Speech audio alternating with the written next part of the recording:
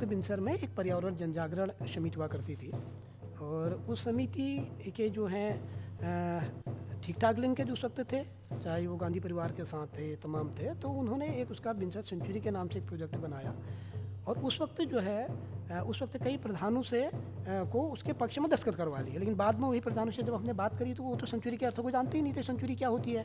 उस वक्त ये कहा गया था कि यहाँ जो है टूरिस्ट आएगा और लोगों के हकूक़ों में एक तो किसी भी तरीके की कटौती नहीं हो पाएगी। उस वक्त उन्होंने एक पर्चा निकाला था कि पर्यावरण जनजागरण समिति ने, जिसमें ये लिखा हुआ था कि बिनसर सेंचुरी से क्षेत्रीय जनता लाभान्वित, और उसमें पूरा अंदर लिखा था कि अगर लोगों के कुछ लोग जो है अफवाह फैला रहे हैं कि लोगों के हकूक़ों में कटौती होगी, ऐसा नहीं होगा। अगर ऐसा होगा तो पर्यावरण जनजागरण समिति के लोग ही सबसे पहले इसका विरोध करेंगे। ये लाइन उन्होंने उसके अंदर लिखा और गाँव में पर्चा बांटा। ये जीव संरक्षण अधिनियम 1972 है, जिसके तहत आपके सेंचुरी नेशनल पार्क बनते हैं, प्रोटेक्टेड एरियाज बनते हैं। उसके सेक्शन 20 में ये बहुत साफ तौर पर कहा गया है, उसकी जो धारा 20 है वो ये कहती है कि किसी भी संरक्षित क्षेत्र के भीतर, उसमें शब्द है कि उत्तराधिकारी, वसीयती अथवा निकटवर्ती के अलावा कोई भी बाहरी व्यक्ति आकर के ज़मीन नहीं खरीद सकता है। ये पूरा कानूनन इस बात को कहा गया है, लेकिन उसके बावजूद भी वहाँ 10.5 हेक्टेयर ज़मीन सेंचुरी बनने के बाद बिकी। ये वहाँ लगभग 6 रिसोर्ट बने हुए हैं। जितने भी स्टेट थे वो सारे के सारे रिसोर्ट में एक प्रकार से तब्दील हो गए हैं। तो अब दूसरी तरफ क्या रहा है कि गाँव के अंदर विकास कार्य आपके बाधित हुए। जो जंगली, जो उनकी खेती पाती थी, वो जंगली शुअर और इन्होंने आकर के पूरी की पूरी ख़त्म करी, और जो जानवर थे उन जानवरों को, पालतू पशुओं को जो है वो लेपर्ड ने पूरा उस पर अटैक किया, उन्होंने ख़त्म किया। तो आज भी औसतन लगभग 150 जानवर बिनसर के अंदर हर साल मारा जा रहा है। 150 जानवर हर साल, पालतू जानवर जो लेपर्ड जिनको मार रहा है, इतना मारा जा रहा है। तो ये टूरिस्ट बिनसर के अंदर आता है तो उसका जो बिनसर की एंट्री गेट है वहाँ पर वन विभाग बिनसर के अंदर आने पर टूरिस्ट से प्रवेश शुल्क लेता है। तो इस प्रवेश शुल्क से पिछली बार जो 25,000 टूरिस्ट एक साल के अंदर आया, तो उससे 60 लाख रुपये की इनकम हुई सिर्फ एंट्री गेट में फीस से हुई। अब जो सेंट्रल गवर्नमेंट की इको टूरिज्म की गाइडलाइन है वो ये कहती है कि संरक्षित क्षेत्र के भीतर ये जो पैसा लिया जाएगा तो ये गांव के विकास के अंदर खर्च होगा, लेकिन बिनसर के अंदर ऐसा कुछ नहीं हो रहा है। पुलिस चौकी है, उनके जो इंचार्ज थे, तो उनका एक दिन में अचानक मेरे लिए फ़ोन आता है, कुछ साल पहले की मैं बात बता रहा हूँ, और वो ये कहते हैं कि देखिए जोशी जी, ये बताइए क्या बिनसर में काफल तोड़ सकते हैं? नहीं, काफल एक फल होता है हमारे यहाँ। तो मैं चौंका, मैंने कहा आप ऐसा क्यों पूछ रहे हैं? तो उन्होंने कहा कि बिनसर के आरओ, उनका फ़ोन आया है कि भिटुली गांव पड़ता है, भिटुली के बच्चे बिनसर में काफल तोड़ते हैं और सेंचुरी के अंदर तो काफल तोड़ा नहीं जा सकता है, आप इनको पकड़ के बंद करिए। एक में हमारे यहाँ फॉरेस्ट एक्ट 1927 में भी हमारी स्टेट गवर्नमेंट ने संशोधन किया। उसका जो एक सेक्शन 26 है जो ये कहता था कि जंगल के अंदर निषिद्ध कार्य क्या क्या होंगे। उसमें जैसे पहले लिखा था कि पेड़ को काटना, वृक्ष की छाल निकालना, वृक्ष को घसीटना या वृक्ष को किसी भी तरह की क्षति पहुंचाना, ये वन अपराध की श्रेणी में था। लेकिन हमारी सरकार ने उसमें एक शब्द और जोड़ा, ये सब तो रहने दिया, वृक्ष एवं वन उपज को क्षति पहुंचाना शब्द डाला। और जब हम वन उपज की परिभाषा देखते हैं कि वन उपज क्या है, तो वो कहते हैं कि जंगल में पाए जाने वाले जो है कंदमूल, फल फूल, नरकुल, घास का, ये सभी वन उपज है। तो ये सारा का सारा एक प्रकार से रिजर्व फॉरेस्ट्री के अंदर भी लीगल रूप से हमने प्रतिबंधित कर दिया। आगे आप कहते हैं कि भाई जो भी 26 के तहत, सेक्शन 26 के तहत प्रतिबंधित हैं, ये जो नॉन वेलेबल ऑफेंस के अंदर आएंगे। तो इस दृष्टि से तो जंगल के अंदर हमारा हिसालू किलमुड़ा काफल तोड़ना रिजर्व के अंदर भी एक प्रकार से प्रतिबंधित है। रिसाल गाँव के ऊपर आरोप लगा, तो जब हमने उनसे बात करी वन विभाग के लोगों से कि भाई आप कैसे इस गांव का नाम दे रहे हैं, क्यों? क्योंकि उस 6 परिवारों में से 5 परिवार ऐसे हैं जो लगातार पिछले सालों से लगातार सीजनल फायर वॉचर के रूप में काम करते रहे। वर्तमान में भी अभी एक परिवार ऐसा जो आज भी सीजनल फायर वॉचर के रूप में काम करता है, आग लगने बुझाने का काम जो सब कर रहे होते हैं। तो उनका ये कहना था कि देखिए वन विभाग के अधिकारियों का कि भाई जब हमारे ऊपर एक दबाव था, हमको अपनी नौकरी बचानी थी, और नज़दीक में क्योंकि उसके सामने में वही वाला गाँव दिख रहा था, तो ये कहा गया कि भाई आपको तो कहीं ना कहीं एफआईआर करनी होगी। तो क्या करते, हमने उस गांव का नाम ले लिया।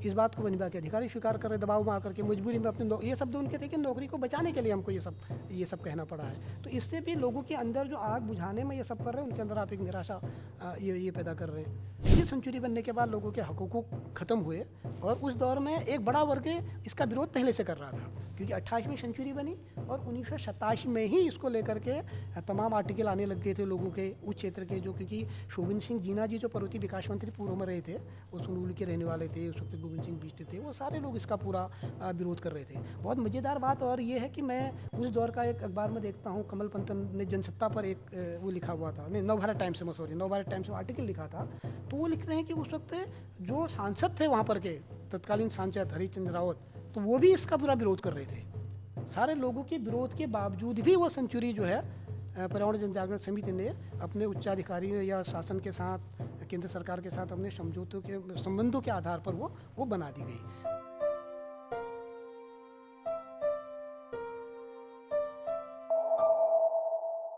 उत्तराखंड का एक बड़ा हिस्सा वन क्षेत्र भूमि के रूप में लगभग 71% के आसपास का हिस्सा आता है। बीच में कुछ कानून बने या फिर बीच में सरकार ने कुछ अलग अलग कानून बनाए और इन जंगल और उत्तराखंड के लोगों के अधिकारों के बीच की एक लड़ाई जैसी छिड़ गई। इसका एक लंबा इतिहास है। इस विषय पे बात करने के लिए हमारे साथ आज उत्तराखंड संसाधन पंचायत के संयोजक ईश्वर जोशी जी हैं। उनसे बातचीत में हम समझने की कोशिश करते हैं कि उत्तराखंड के लोग और जंगल के बीच का जो ये रिश्ता है, ये किस तरीके का रिश्ता है और लोगों के बीच किस तरीके के संघर्ष आए हुए हैं। पहले इसको इस तरीके से समझने की कोशिश करते हैं कि एक जो उत्तराखंड में कितनी वन भूमि है और किस किस तरीके की वन भूमि है। दरअसल अगर हम देखें तो उत्तराखंड तो पूरा वनों का ही प्रदेश है और अगर हम देखते हैं जब उत्तराखंड राज्य की लड़ाई जो लड़ी गई थी और उस पूरे दौर में भी ये सोचा गया था कि यहाँ के जो जंगल है, जो ज़मीन है, जो हमारे प्राकृतिक संसाधन है, ये हमारे आजीविका के आधार बनेंगे। जब राज्य बना था उस दौर में हम देखते हैं कि जो हमारा बड़ा क्षेत्र था वन क्षेत्र था, क्योंकि जब 2000 की अगर हम लोग बात करें तो जो 53,483 वर्ग किलोमीटर क्षेत्र में हमारा जो राज्य था, उसमें से उस वक्त 34,248 वर्ग किलोमीटर जो है जो वन क्षेत्र था, ये टोटल भौगोलिक क्षेत्रफल का 64.8% होता था। और उसके बाद हम देखते हैं कि धीरे धीरे 2015-16 के बीच में आते हैं जब तो एक नया आंकड़ा हमारे सामने आया।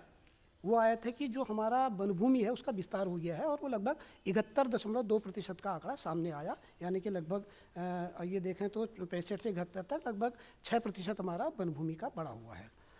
दूसरी तरफ अगर हम इसमें देखें जो संरक्षित क्षेत्र हमारे यहाँ जो सेंचुरी 6 नेशनल पार्कों के में है, उसमें सेंचुरीज हैं, उसमें नेशनल पार्क हैं, उसमें बायोस्फीयर रिजर्व है, तो ये टोटल वन क्षेत्र का लगभग 24 से 25% के आसपास अभी आया हुआ है और जहाँ एक प्रकार से लोगों के लिए वो प्रतिबंधित है।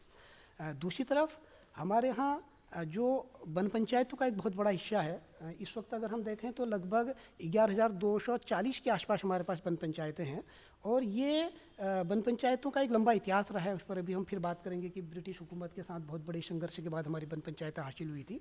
लेकिन हमारा दुर्भाग्य ये है कि जब राज्य बनने से पहले जो एक हमारी लड़ाई का हिस्सा था कि हम ये कहते थे कि राज्य बनने के बाद, क्योंकि वन पंचायत व्यवस्था उत्तराखंड के अलावा पूरे देश में और कहीं नहीं थी, हम ये कहते थे कि रिजर्व वनों का संरक्षण भी हम वन पंचायतों की तर्ज पर करेंगे, यानी कि लोगों की भागीदारी वनों के प्रबंधन में बढ़ाएंगे। लेकिन इसका उलट हुआ। राज्य बनने के बाद 4 बार हमारी वन पंचायत की नियमावली बदली है। 2001 में उसमें संशोधन हुआ, 2005 में हुआ, 2012 में हुआ, 2024 में हुआ और इन संशोधनों के जरिए जो हमारे वन पंचायतों पर जो स्वायत्तता का सवाल था, लोगों के अधिकारों का सवाल था, वो बहुत ज़्यादा खत्म हुए हैं और आज तो बिना पैसों के चौकीदार की जैसी उनकी एक स्थिति हमारे यहाँ रह गई है। वन पंचायत होती क्या है, एक बार आप अगर उसको समझा दो। जी, दरअसल क्या रहा था कि हम ये देखते हैं कि अगर हम चले जाते हैं उत्तराखंड के अंदर तो 1815 में हमारे यहाँ गोरखा राज के अवसान के बाद अंग्रेजों का यहाँ पर आगमन हुआ था और एक बड़ी बात ये थी कि अंग्रेज भी यहाँ जीत करके नहीं आए थे, उस शिगोली की संधि के तहत ये सब आए थे, उस पर हम बहुत नहीं जाएंगे। लेकिन यहाँ आने के बाद क्योंकि अंग्रेज पैसा कमाने के लिए आए थे और उनको लग रहा था कि जंगल जो है ये आय के बहुत अच्छे साधन हो सकते हैं और इन जंगलों को अपने नियंत्रण में लेने की प्रक्रिया वो शुरू करते हैं आते ही। इसमें 1823 का जो पहला बंदोबस्त हुआ था, क्योंकि संवत 1880 था, तो 80 साला बंदोबस्त के नाम से जाना जाता है, जो जॉर्ज विलियम ट्रेल ने किया था। और उस वक्त सबसे पहले गाँव की सीमाएँ तय करी थी, हर गाँव को सीमाओं में बांधा था। तो यहाँ से जो जंगलों को अपने नियंत्रण में लेने की जो प्रक्रिया शुरू होती है, उसके बाद तराई मगर रेल का आना, उसके लिए जो है हमारे देवदार और इस जंगलों का कट्टा, सिल्वरों की मांग बढ़ना, 64 में वन विभाग का बनना, 65 में फॉरेस्ट एक्ट का आना, 78 में उसका विस्तार होना, यहाँ से होते होते 1893 का साल हमारे लिए बहुत महत्वपूर्ण होता है कि जब ये कहा गया कि लोगों की नाप जमीन के अलावा सारी ज़मीनें वनभूमि होंगी। और जब 1911 के से बाद का जो शटलमेंट था, उस शटलमेंट में ये देखा गया कि जो जंगलात की मुनारें थी वो लोगों के नाप खेत के अंदर आ गए थे। तो यहाँ से लोगों के अंदर एक बड़ा विद्रोह शुरू हुआ था, और जहाँ एक तरफ प्रथम विश्व युद्ध की बात हो रही थी और उत्तराखंड के लोग जंगलों के सवालों को लेकर के सड़कों पे आ गए थे। लोग जेल गई, महिलाएं जो हैं सड़कों पे आई और बड़ा एक आंदोलन हुआ, लोगों ने जंगलों में आग लगा दी। और ये सब चीज़ों के चलते जब इतना बड़ा विद्रोह हो गया तो शायद अंग्रेजों ने इसकी कल्पना नहीं की थी कि जंगलों के सवालों पर इतना ये सब हो जाएगा। तो 1921 में ब्रिटिश सरकार ने कुमाऊं फॉरेस्ट ग्रीवेंसेस कमेटी बनाई थी, और इस कमेटी ने जो जगह जगह बैठकें करके बातचीत करके जो अपनी रिपोर्ट सौंपी थी, और उसमें इस बात को कहा गया था कि गांव के जंगल लोगों को लौटाने होंगे। तो इसके आधार पर 1931 में एक नियमावली बनी, और जो वन पंचायत की नियमावली बनी, और उन्होंने यह कहा कि 80 साल बंदोबस्त के भीतर के जो जंगल थे वो गांव वालों को लौटाए गए, और उनसे ये कहा गया कि भाई आप इस जंगल का प्रबंधन भी करेंगे, उसके लिए आप पंच और सरपंच का चुनाव करेंगे, और साथ साथ अपनी ज़रूरतों को पूरा भी करेंगे और इसकी जंगल का प्रबंधन भी करेंगे। तो ये एक वन पंचायत सिस्टम आया। तो यहाँ पर भी अगर वन पंचायत में थोड़ा सा और डिटेल में अगर हम चले जाते हैं तो एक बहुत मज़ेदार बात है कि 1927 का फॉरेस्ट एक्ट आ चुका था, उसका सेक्शन 28 भी आ चुका था जो ग्राम वनों की बात करता है, जिसके तहत आज वन पंचायतें बन रही हैं। वो उस वक्त भी मौजूद था 1931 में, लेकिन उस वक्त जनता के आंदोलन का दबाव इतना ज़्यादा था कि ब्रिटिश हुकूमत ये हिम्मत नहीं कर पाई कि हम फॉरेस्ट एक्ट के तहत वन पंचायतों का गठन करें। उस वक्त हमारे यहाँ जो डिस्ट्रिक्ट शेड्यूल एक्ट हुआ करता था, तो डिस्ट्रिक्ट शेड्यूल एक्ट के तहत हमारे यहाँ वन पंचायतें बनाई। इसका मतलब ये है कि वन विभाग को वन पंचायतों से बिल्कुल दूर रखा गया था।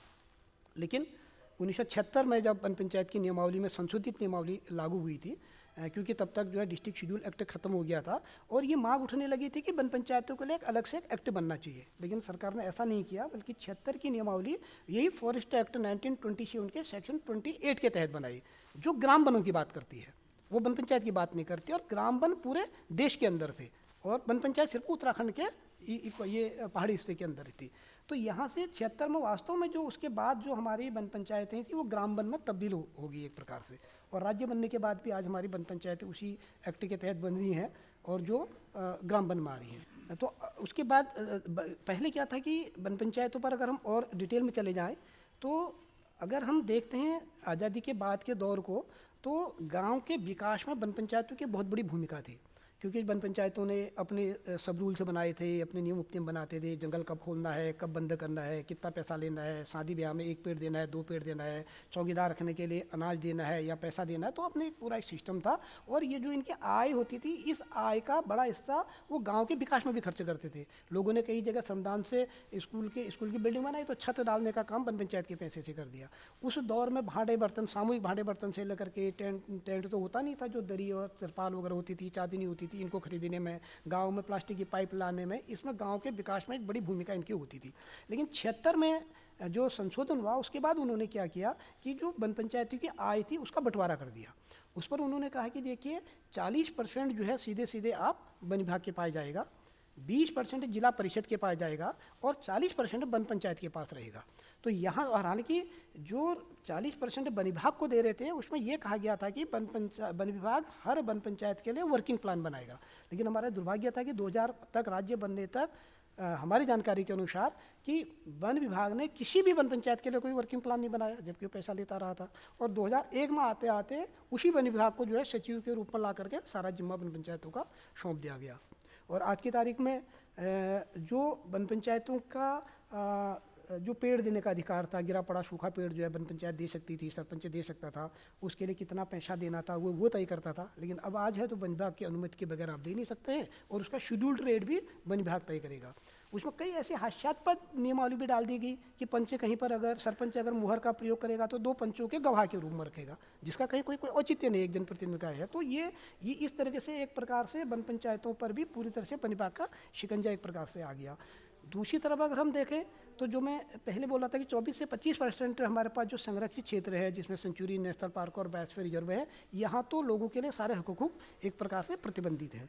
दूसरी तरफ जो हमारा रिजर्व फॉरेस्ट है, एक काम 2001 में और हुआ है कि जो बहुत ही गंभीर है, जिस पर मुझे लगता है कि सबको बहुत देखना और उस पर बात करने की बहुत ज़रूरत है। क्योंकि जब राज्य अलग हुआ तो स्टेट गवर्नमेंट को ये राइट है कि वो अपने यहाँ के जो फॉरेस्ट एक्ट में मूल आत्मा को रहते हुए जो मूल एक्ट है उसके अनुरूप जो है अपने यहाँ उसमें संशोधन करने का प्रावधान है।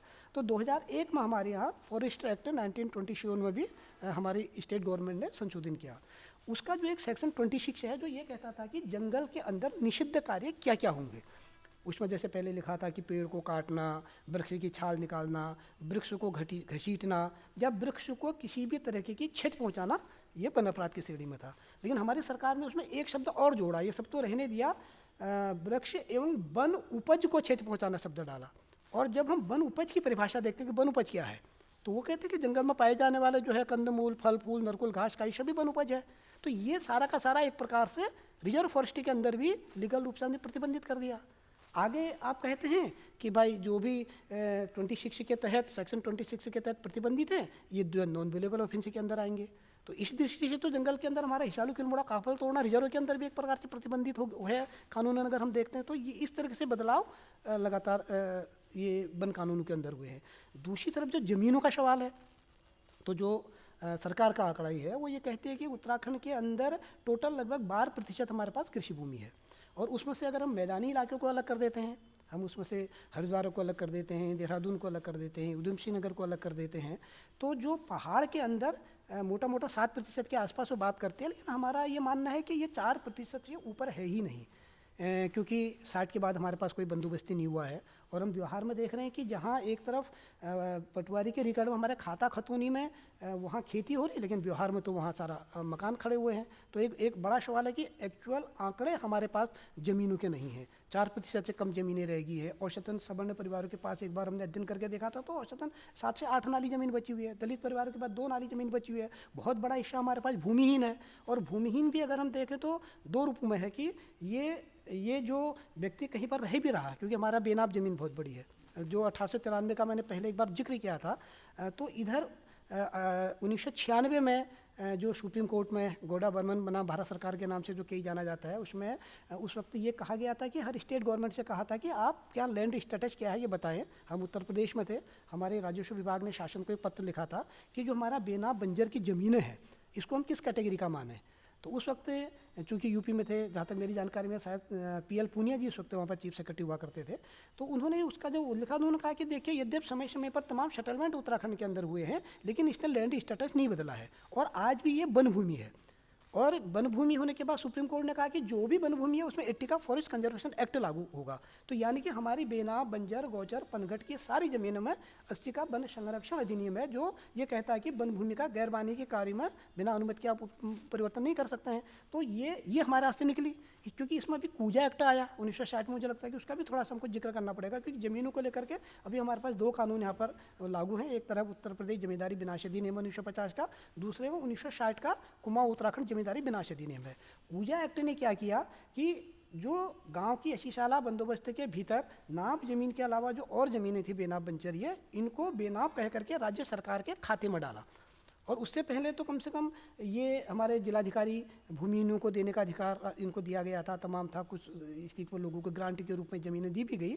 लेकिन ये 96 के बाद के दौर को देखते हैं तो ये वन भूमि का होना, 80 का फॉरेस्ट कंजर्वेशन एक्ट का इसके अंदर लागू होना, तो ये सारे रास्ते भी बंद हो गए। यानी कि हमारा कृषि विस्तार की सारी संभावनाओं को एक प्रकार से खत्म कर दिया और कृषि भूमि हमारी लगातार सिकुड़ती चली गई। तो एक बड़ा सवाल हमारे सामने भी ये भी आया है कि ज़मीनें जो लगातार ख़त्म हो रही हैं, ऊपर से ठीक है खरीद का सवाल है, भू कानून का सवाल है, अभी भू कानून पर जो पूरी बात हो रही है। लेकिन हमारा ये कहना है कि जब हम भू कानून की बात करें तो उसके तो ठीक है, जो मुख्य रूप से जो अधिकतर बात चीज़ें हो रही हैं अधिकतर जगहों पर, वो उसके 2 ही सेक्शन पर बात हो रही है। एक तो जो उत्तर प्रदेश जमींदार विनाश अधिनियम 1950 है, उसका सेक्शन 154 और 143 कि बाहरी लोगों की ज़मीन की खरीद फरोख्त पर रोक लगे, उसके हम निश्चित तौर पर पक्षधर पर होना चाहिए। लेकिन हमारा मानना है कि सिर्फ इतना होने से हमारे यहाँ का पलायन नहीं रुक पाएगा। हमारे यहाँ कृषि भूमि के विस्तार की बात हमको करनी पड़ेगी, और इसके लिए जब तक ये बेनाप, बंजर, गोचर, पनघटों को देने की बात नहीं करेंगे तब तक नहीं होगा। यहाँ पर भी एक चीज़ और हमको और लगती है कि शायद मुझे लगता है कि उत्तराखंड का पर्वतीय हिस्सा ही एकमात्र देश के अंदर ऐसा क्षेत्र है जहाँ ग्राम पंचायत के पास 1 इंच ज़मीन नहीं है। क्योंकि और अन्य जगहों पर गांव की शरत के भीतर की जो ज़मीनें होती हैं, नाप ज़मीन के इतर, वो पंचायत के नाम दर्ज होती हैं, और उसमें पंचायत तमाम उसके लिए पंचायत राज एक्ट में भी एक भूमि प्रबंधन कमेटी बनी हुई है। लेकिन पहाड़ के अंदर जब ये बेनाम कह करके राज्य सरकार के खाते में डाल दी गई तो पंचायत के पास एक इंच ज़मीन नहीं है। अब पहाड़ में क्या होता है कि अगर एक स्कूल बनना है, एक पंचायत घर बनना है, कोई भी सामुदायिक कार्य होना है, तो उसके लिए गांव के व्यक्ति को अपनी नाब ज़मीन जो है उसको डोनेट करनी होती है उस विभाग के नाम, तब जा करके बन पाता है। और इसके चलते क्या हो रहा है कि कई विकास कार्य हमारे यहाँ ठप हो रहे हैं। मैं देख रहा था कि पिछली बार ICDS के तहत जो हमारी आंगनबाड़ियाँ हैं, आंगनबाड़ियों के लिए पैसा स्वीकृत हुआ, तमाम भवन बनने थे, लेकिन ज़मीनें नहीं मिल पा रही हैं क्योंकि लोग तो वैसी भूमिहीन। दूसरा एक बड़ा सवाल ज़मीनों पर उत्तराखंड के अंदर और है, वो ये है कि आज तक हमारी सरकार किसान की परिभाषा तय नहीं कर पाई है, भूमिहीन की परिभाषा तय नहीं कर पाई कि भूमिहीन कौन है। अगर हम किसान की बात करते हैं तो हम इसको इस रूप में देख रहे थे कि किसान सम्मान निधि सब जगह मिल रही है, उसके लिए आपने अपर लिमिट तो बना दी है कि 2 हेक्टेयर से कम अगर ज़मीन है तो आपको मिलेगा, लेकिन मिनिमम की कोई लिमिट नहीं है। अगर मेरे पास आधी नाली ज़मीन है, उस पर मैंने मकान बना रखा है और छोटी सी एक 10 वर्ग फुट की ज़मीन बची हुई है, तो मैं किसान सम्मान का लाभ ले सकता हूँ, यानी कि मैं किसान हूँ। और जबकि हमने बीच में RTI के जरिए इसको बात को जानने की कोशिश करी, निकालने की कोशिश करी, तो ये कहा गया कि राज्य बनने के बाद तो इस पर कोई वो नहीं आया है, लेकिन जब हम उत्तर प्रदेश में थे उस वक्त का उन्होंने हमको उपलब्ध कराया एक आदेश, और जिसमें ये कहा गया था कि अगर 10 नाली से नीचे किसी के पास ज़मीन है तो भूमिहीन है। अगर ये आंकड़ा अभी लागू है तो उत्तराखंड के अंदर 95% लोग अभी भूमिहीन की श्रेणी में आ गए हैं। एक सवाल ये है। दूसरा सवाल है कि आप ये भूमिहीन किसको कहेंगे करके, मतलब कहीं कोई बहुत ज़्यादा तय नहीं है, उसको हम इस रूप में भी देखना चाह रहे हैं कि बड़ा वर्ग कई बार क्या है कि एक केस हमारे यहाँ आया था, कई गाँव में हम देख रहे थे कि लोग ये उनका वो नहीं मिल पा रहा था। अभी जो बच्चे हैं, दलित बच्चे हैं, छात्रवृत्ति उनको जो मिलती है, तो उसमें जो है एक आय प्रमाण पत्र की बाध्यता कर दी, उसके लिए ज़मीन की ज़रूरत होती है। तो जब देखा तो लोग गए पटवारी के पास, तो पता चला ज़मीन उनके नाम नहीं है और बिहार में उनके पास ज़मीन है। वो ज़मीन क्या है कि वो बेनाम ज़मीनों पर उन्होंने बना रखे मकान। और क्योंकि गांव में क्या होता है कि पीढ़ियों से हम उस जगह पर घास रहे होते हैं, मेरे घर के बगल में होती है ज़मीन होती है, उसमें लकड़ी रखे रहते हैं, घास रखे रहते हैं, ये तमाम सारी चीज़ें होती हैं। और जब मैं मकान बनाता हूँ तो पटवारी के पास नहीं जाता हूँ, मुझे अपना समझता हूँ पर मकान बना लेता हूँ, और पता चला कि बाद में रिकॉर्ड में तो वह है ही नहीं। तो इस बीच तमाम ऐसे केस निकल करके आए हैं। मैं डुटियाल गांव में देख रहा था, ताकुला ब्लॉक में पड़ता है, एक दलित परिवार है, आपदा में उसका घर पूरा टूट गया और वो गई पटवारी के पास कि कुछ कंपलसेशन मिल जाए, तो पता चला कि वो ज़मीन तो पटवारी ने कही तो बेना पर बना हुआ है, इसको हम दे ही नहीं सकते हैं। इसी तरीके से अभी भिटुली एक गाँव है, भिटुली में है एक गोपाल राम है, दलित है, तो उनके दादाजी को जो है एक नाली ज़मीन ग्रांट में मिली हुई थी। पिताजी लोग 2-3 भाई हो गए, ये 3-4 भाई हो गए। अब उसी में इन्होंने कुछ मकान बनाए और बीच में स्लाइड आया पिछले साल ही, तो वो घर के पीछे पूरा मलबा आ गया। अभी उन्होंने उसकी शिकायत करी, देखा, फिर भूगर्भ वैज्ञानिक आए, उन्होंने वो ज़मीन रहने लायक नहीं बताया है। अब सवाल है कि वो जाएँ कहाँ, उसके अलावा कोई ज़मीन ही नहीं है।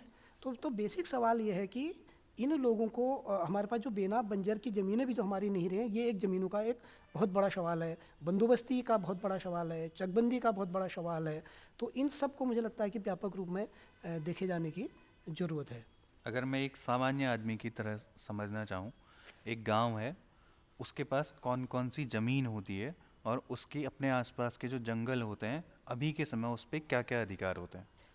बेसिकली हम इसको अगर इस रूप में देख सकते हैं, एक तो कोई गांव है तो गांव के अंदर जो पहली अपनी एक ज़मीन है उनकी वो नाब ज़मीन है, जिस पर उनको एक प्रकार का पूरा संक्रमणीय अधिकार है, बेचने का अधिकार है, उसकी अपनी वो सब चीज़ें हैं।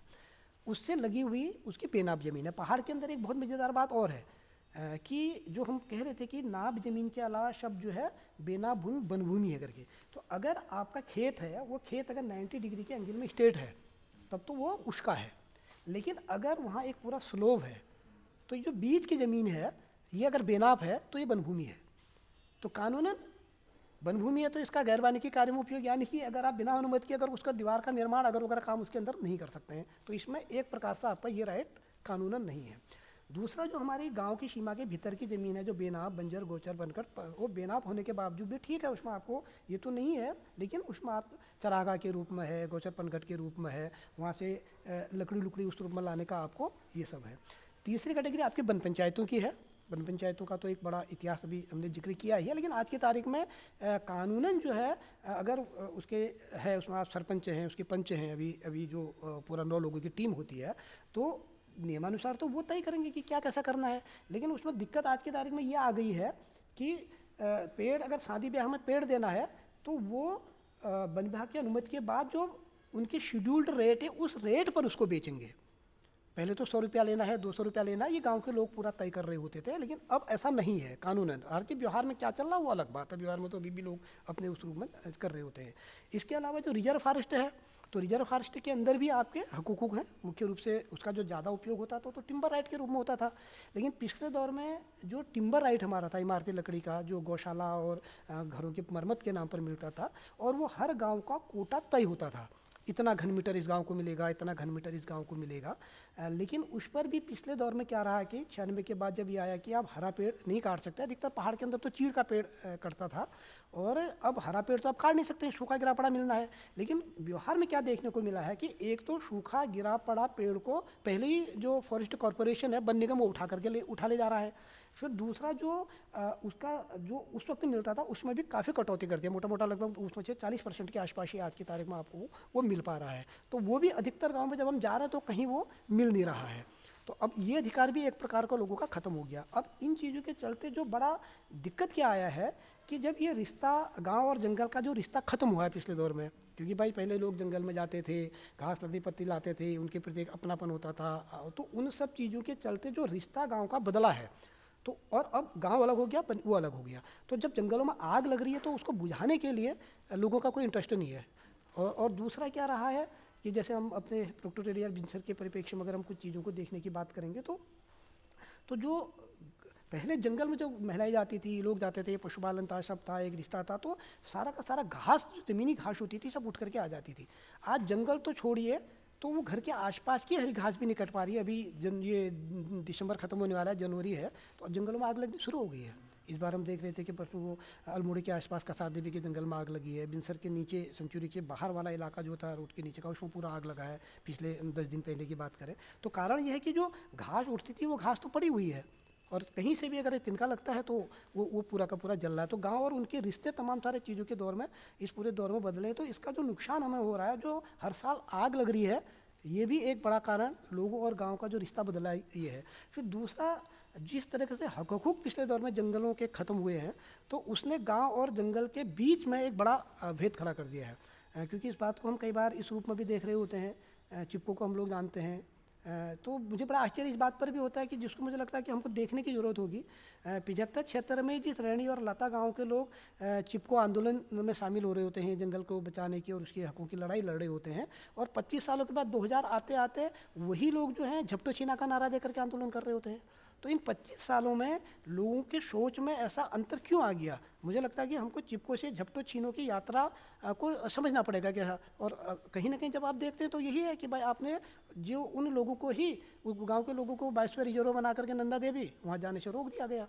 तो इसको समझे बगैर बहुत ज़्यादा हम, मुझे लगता है कि चीज़ों को, यहाँ की समस्याओं को हल नहीं कर पाएंगे। एक दूसरा मुझे लगता है कि जो वन विभाग का रवैया है उसको भी हमको कहीं ना कहीं देखना पड़ेगा।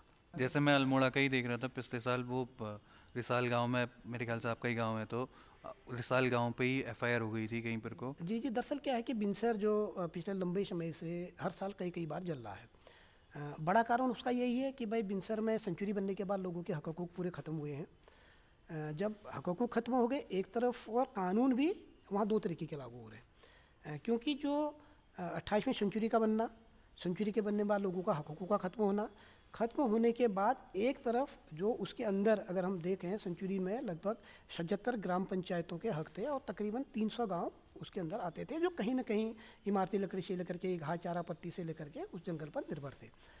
सेंचुरी बनी और आप उसके अंदर अब जा नहीं सकते थे, और ये सब प्रतिबंधित आपका चीज़ें हो गई थी। दूसरी तरफ क्या बड़ा काम क्या रहा कि बिनसर के अंदर जो स्टेट हैं, सेंचुरी बनने से पहले केवल मात्र वहाँ पर एक रिसोर्ट होता था, माउंटेन रिसोर्ट के नाम से था, 1950 में वो बन गया था। लेकिन सेंचुरी बनने के बाद सारे के सारे जो वहाँ के स्टेट थे वो रिसोर्ट में तब्दील हुए।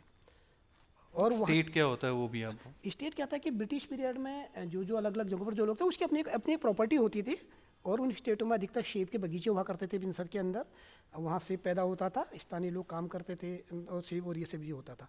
लेकिन सेंचुरी बनने के बाद क्योंकि देश के नक्शे पर, दुनिया के नक्शे पर बिनसर एक पर्यटक स्थल के रूप में विकसित हुआ, तो वहाँ फिर वो जो ये स्टेट थे लोगों के अपने, जो एक प्रकार का बगीचे और ये सब था, उसका कोई टूरिज्म से उसका कोई बहुत लेना देना नहीं होता था। तो वो सारे के सारे रिसोर्ट में तब्दील हुए और टूरिज्म के क्षेत्र में होटल एक प्रकार का हम कह सकते हैं होटलों में बदलने शुरू हुए। तो यहाँ जो ज़मीनों की जो खरीद फरोख्त हुई, क्योंकि इस पर हम ये कहना चाह रहे हैं कि जो वन्य जीव संरक्षण अधिनियम 1972 है, जिसके तहत आपके सेंचुरी नेशनल पार्क बनते हैं, प्रोटेक्टेड एरियाज बनते हैं, उसके सेक्शन 20 में ये बहुत साफ तौर पर कहा गया है, उसकी जो धारा 20 है वो ये कहती है कि किसी भी संरक्षित क्षेत्र के भीतर, उसमें शब्द है कि उत्तराधिकारी, वसीयती अथवा निकटवर्ती के अलावा कोई भी बाहरी व्यक्ति आकर के ज़मीन नहीं खरीद सकता है। ये पूरा कानूनन इस बात को कहा गया है। लेकिन उसके बावजूद भी वहाँ 10.5 हेक्टेयर ज़मीन सेंचुरी बनने के बाद बिकी। उसके बाद वहाँ सारे आलिशान रिसोर्ट बने और रिसोर्ट बनने के बाद वहाँ तक सड़कें गई। लेकिन ये सवाल है कि ये सब सड़कें कैसे बन गई? सेंचुरी के अंदर सेंचुरी के अंदर बनी है, सारे के सारे रिसोर्टों तक बनी पूरी। और ये रिसोर्ट की ज़मीनों की खरीद फरोख्त पूरे कानूनों को दरकिनार करके कैसे होगी? एक तरफ तो ये सब चल रहा था, दूसरी तरफ उसके जो अंदर के जो गांव थे, तो उन गांव के अंदर संरक्षित क्षेत्र होने के चलते किसी भी तरीके के विकास कार्य नहीं होने दिए जा रहे थे। वहाँ जो है, अब मेरे ही गांव के अंदर आज भी हम लंबे समय से बात कर रहे हैं कि बड़ी बात नहीं है, अभी मुझे 2.5-3 किलोमीटर पैदल जाना होता है जंगल के बीच में। हम कह रहे हैं कि एक कच्चा रास्ता, एक बाइक जाने लायक बना दीजिए, कम से कम लोगों का आना जाना थोड़ा आसान हो जाए। लेकिन उसकी परमिशन नहीं मिल पा रही है। बिजली के लिए 10-10, 12-12 सालों तक संघर्ष करना पड़ा। कड़धरा एक गाँव है जहाँ गांव के अंदर बिजली की पूरी लाइन बिछ गई, फिटिंग हो गई, बाहर चला गया, लेकिन तकरीबन 500 मीटर सेंचुरी क्षेत्र पड़ रहा था, तो उसको लगने में 12 साल लगे। तो इसी तरीके से पेयजल योजनाएं, कई हमारे पास ऐसे उदाहरण हैं। भैंसुड़ी गांव का उदाहरण हमारे सामने था कि जब वहाँ स्वजल के तहत पेयजल योजना बननी थी, गांव वाले पाइपलाइन चले गया था, सब चले गए थे, प्रधान वहाँ ले गए थे, लेकिन परमिशन नहीं मिली तो नहीं बन पाया। तो इसी तरीके से जहाँ गांव के लोगों के लिए बिजली, पानी, सड़क, रास्ते जैसी चीज़ें नहीं हुई, बनने की अनुमति नहीं मिली, लेकिन बिनसर के अंदर आपको वो रिसोर्ट और ये सब चीज़ों की अनुमति मिल जाती है। तो इन सब चीज़ों के चलते क्या रहा है कि इन गाँवों में एक तरफ जंगली जानवरों का आतंक है, खेती बाड़ी पूरी तरह से चौपट हुई है। जो वो क्षेत्र आलू और गडीरी उत्पादन के लिए पूरा प्रसिद्ध हुआ करता था, सारा का सारा आज के तारीख में पूरा ख़त्म है। और अंदर के गांव की अगर मैं हालत बताऊं, जो 6 गांव उसके भीतर हैं, एक सातरी गांव पड़ता है। सातरी गांव में आज सिर्फ एक परिवार रह रहा है, पूरा गांव खाली हो गया है। मेरा गांव जो विशाल है, वहाँ आज 6 परिवार रह रहे हैं, उसमें बुढ़ा बुढ़िया और इसी तरीके से हैं, वो खाली हो गया है। उधर अगर बगल में दलार की बात करें तो तकरीबन 9 परिवार दलार में रह रहे हैं। यही 9 परिवार आपके गोनाप के अंदर रह रहे हैं। तो जो एक कड़धारा है उसमें थोड़ा सा तकरीबन 18-20 परिवार वहाँ भी बचे हैं, लेकिन युवा पीढ़ी वहाँ भी पूरी गायब है। तो जो ये जो पूरा फलायन उसके अंदर से हुआ है, ये गाँव तो पूरे के पूरे ख़त्म हो गए हैं। और लेकिन दूसरी तरफ वो सब चीज़ें हो रही होती हैं। तो ये जो इन चीज़ों के चलते क्या रहा है कि जो गांव के लोग जंगल की आग बुझाने में अपना पूरा ये सब देते थे, तो उनके अंदर एक निराशा का आया और अब वो उत्साह पहले जैसा उनको नहीं दिख रहा होता है। ऐसी लास्ट ईयर जो एक बड़ी घटना घटी आग की, एक बहुत दुखद हमारे लिए थी कि जिसमें हमारे वहाँ जो है 6 लोगों की मौत हो गई थी, जिसमें हमारे तमाम वो साथी लोग थे सब, हम क्योंकि उनके साथ हम लोग का तो लगातार उठना बैठना ये तमाम सारा चीज़ें रही थी। लेकिन उसके बाद अगर हम इन सब को देखते हैं, आग लगने के बाद, तो आग जंगल में अगर एक बार लग रही है तो वो कई महीनों तक जंगलों के अंदर आग रहती है। और यहाँ जो फाइनली क्या हुआ कि जो रिसाल गांव के ऊपर आरोप लगा, तो जब हमने उनसे बात करी वन विभाग के लोगों से कि भाई आप कैसे इस गांव का नाम दे रहे हैं, क्योंकि उस 6 परिवारों में से 5 परिवार ऐसे हैं जो लगातार पिछले सालों से लगातार सीजनल फायर वॉचर के रूप में काम करते रहे। वर्तमान में भी अभी एक परिवार ऐसा जो आज भी सीजनल फायर वॉचर के रूप में काम करता है, आग लगने बुझाने का काम जो सब कर रहे होते हैं। तो उनका ये कहना था कि देखिए वन विभाग के अधिकारियों का कि भाई जब हमारे ऊपर एक दबाव था, हमको अपनी नौकरी बचानी थी, और नज़दीक में क्योंकि उसके सामने में वही वाला गाँव दिख रहा था, तो ये कहा गया कि भाई आपको तो कहीं ना कहीं एफआईआर करनी होगी। तो क्या करते, हमने उस गाँव का नाम ले लिया। इस बात को वन विभाग के अधिकारी स्वीकार कर रहे, दबाव में आकर के, मजबूरी में अपने ये शब्द उनके थे कि नौकरी को बचाने के लिए हमको ये सब कहना पड़ा है। तो इससे भी लोगों के अंदर जो आग बुझाने में ये सब कर रहे हैं, उनके अंदर आप एक निराशा ये पैदा कर रहे हैं। तो ये क्योंकि आग के लिए तो फिर आपको बहुत व्यापक रूप में चीज़ों को देखना पड़ेगा, आग किन किन कारणों से लग रही है, क्या लग रही है। क्योंकि इसमें जो अग्निबत्तियों की एक बड़ी भूमिका है, जो हमको लगता है सारे अग्निबत्तियाँ ही प्रदेश के अंदर जो है वो ख़त्म हो गई, उनमें जो है पूरे पेड़ उगाए हैं। कहीं भी अग्निभट्टियाँ आपको दिखेंगे नहीं, जो अंग्रेजों के समय में हम देखते तो 16 मीटर चौड़ी भी अग्निभट्टियाँ थी अलग अलग श्रेणी के जंगलों को अलग करने के लिए। मुझे याद है कि एक बार जब PCCF की एक मीटिंग में हम लोगों ने कहा था, तो उन्होंने अग्निभट्टियाँ की बात, तो उन्होंने कहा था कि इन पेड़ों में इन अग्निभट्टियाँ में लगभग शायद मेरे ख्याल से 10.5 लाख के आसपास उन्होंने पेड़ बताए थे। इतने पेड़ पूरे प्रदेश के अंदर है, इतने पेड़ों को हम कैसे कटवा दें उनके? तो एक ये बड़ा एक सवाल है कि भाई पहाड़ में आग लगी तो कहाँ पर आप कैसे कंट्रोल करेंगे। दूसरा बड़ा सवाल जो गांव और जंगल का जो रिश्ते की जो मैं बात कर रहा हूँ, तो झाड़ झंझाड़ जितना है वो नहीं है। तीसरी बात जो है हकूक़ों का सवाल है। चौथी बात है वन विभाग और गाँव के रिश्तों का सवाल है। जब तक इन सब पर हम लोग, मुझे लगता है कि बात नहीं करेंगे, तब तक आग का सवाल भी एक बड़ा बड़ा सवाल है। जैसे आप अभी बिनसर की बात कर रहे थे, जो मैं समझ पाया मोटा मोटा, बिनसर में 2 कानून चल रहे हैं। एक स्टेट के लिए अलग कानून चल रहा है और दूसरा जो वहाँ के गांव के लोग हैं उनके लिए अलग अलग कानून चल रहा है।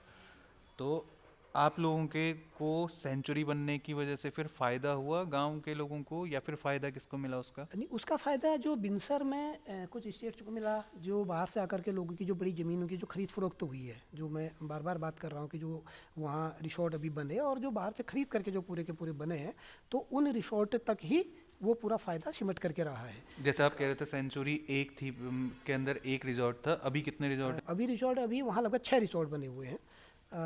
जितने भी स्टेट थे वो सारे के सारे रिसोर्ट में एक प्रकार से तब्दील हो गए हैं।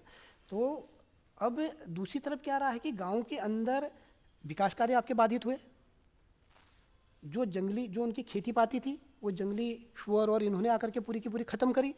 और जो जानवर थे, उन जानवरों को, पालतू पशुओं को जो है वो लेपर्ड ने पूरा उस पर अटैक किया, उन्होंने ख़त्म किया। तो आज भी औसतन लगभग 150 जानवर बिनसर के अंदर हर साल मारा जा रहा है। 150 जानवर हर साल, पालतू जानवर जो लेपर्ड जिनको मार रहा है, इतना मारा जा रहा है। तो जिसके चलते जो है आपका पशुपालन खत्म हुआ। इसके साथ साथ क्या रहा कि बिनसर पर एक बड़ा वर्ग था जो हमारा दलित समुदाय होता था। बिनसर में रिंगाल, जो बम्बू की एक स्पीसीज होती है, उससे वो डलिया, टोकरी और ये सब बनाने का काम करता था।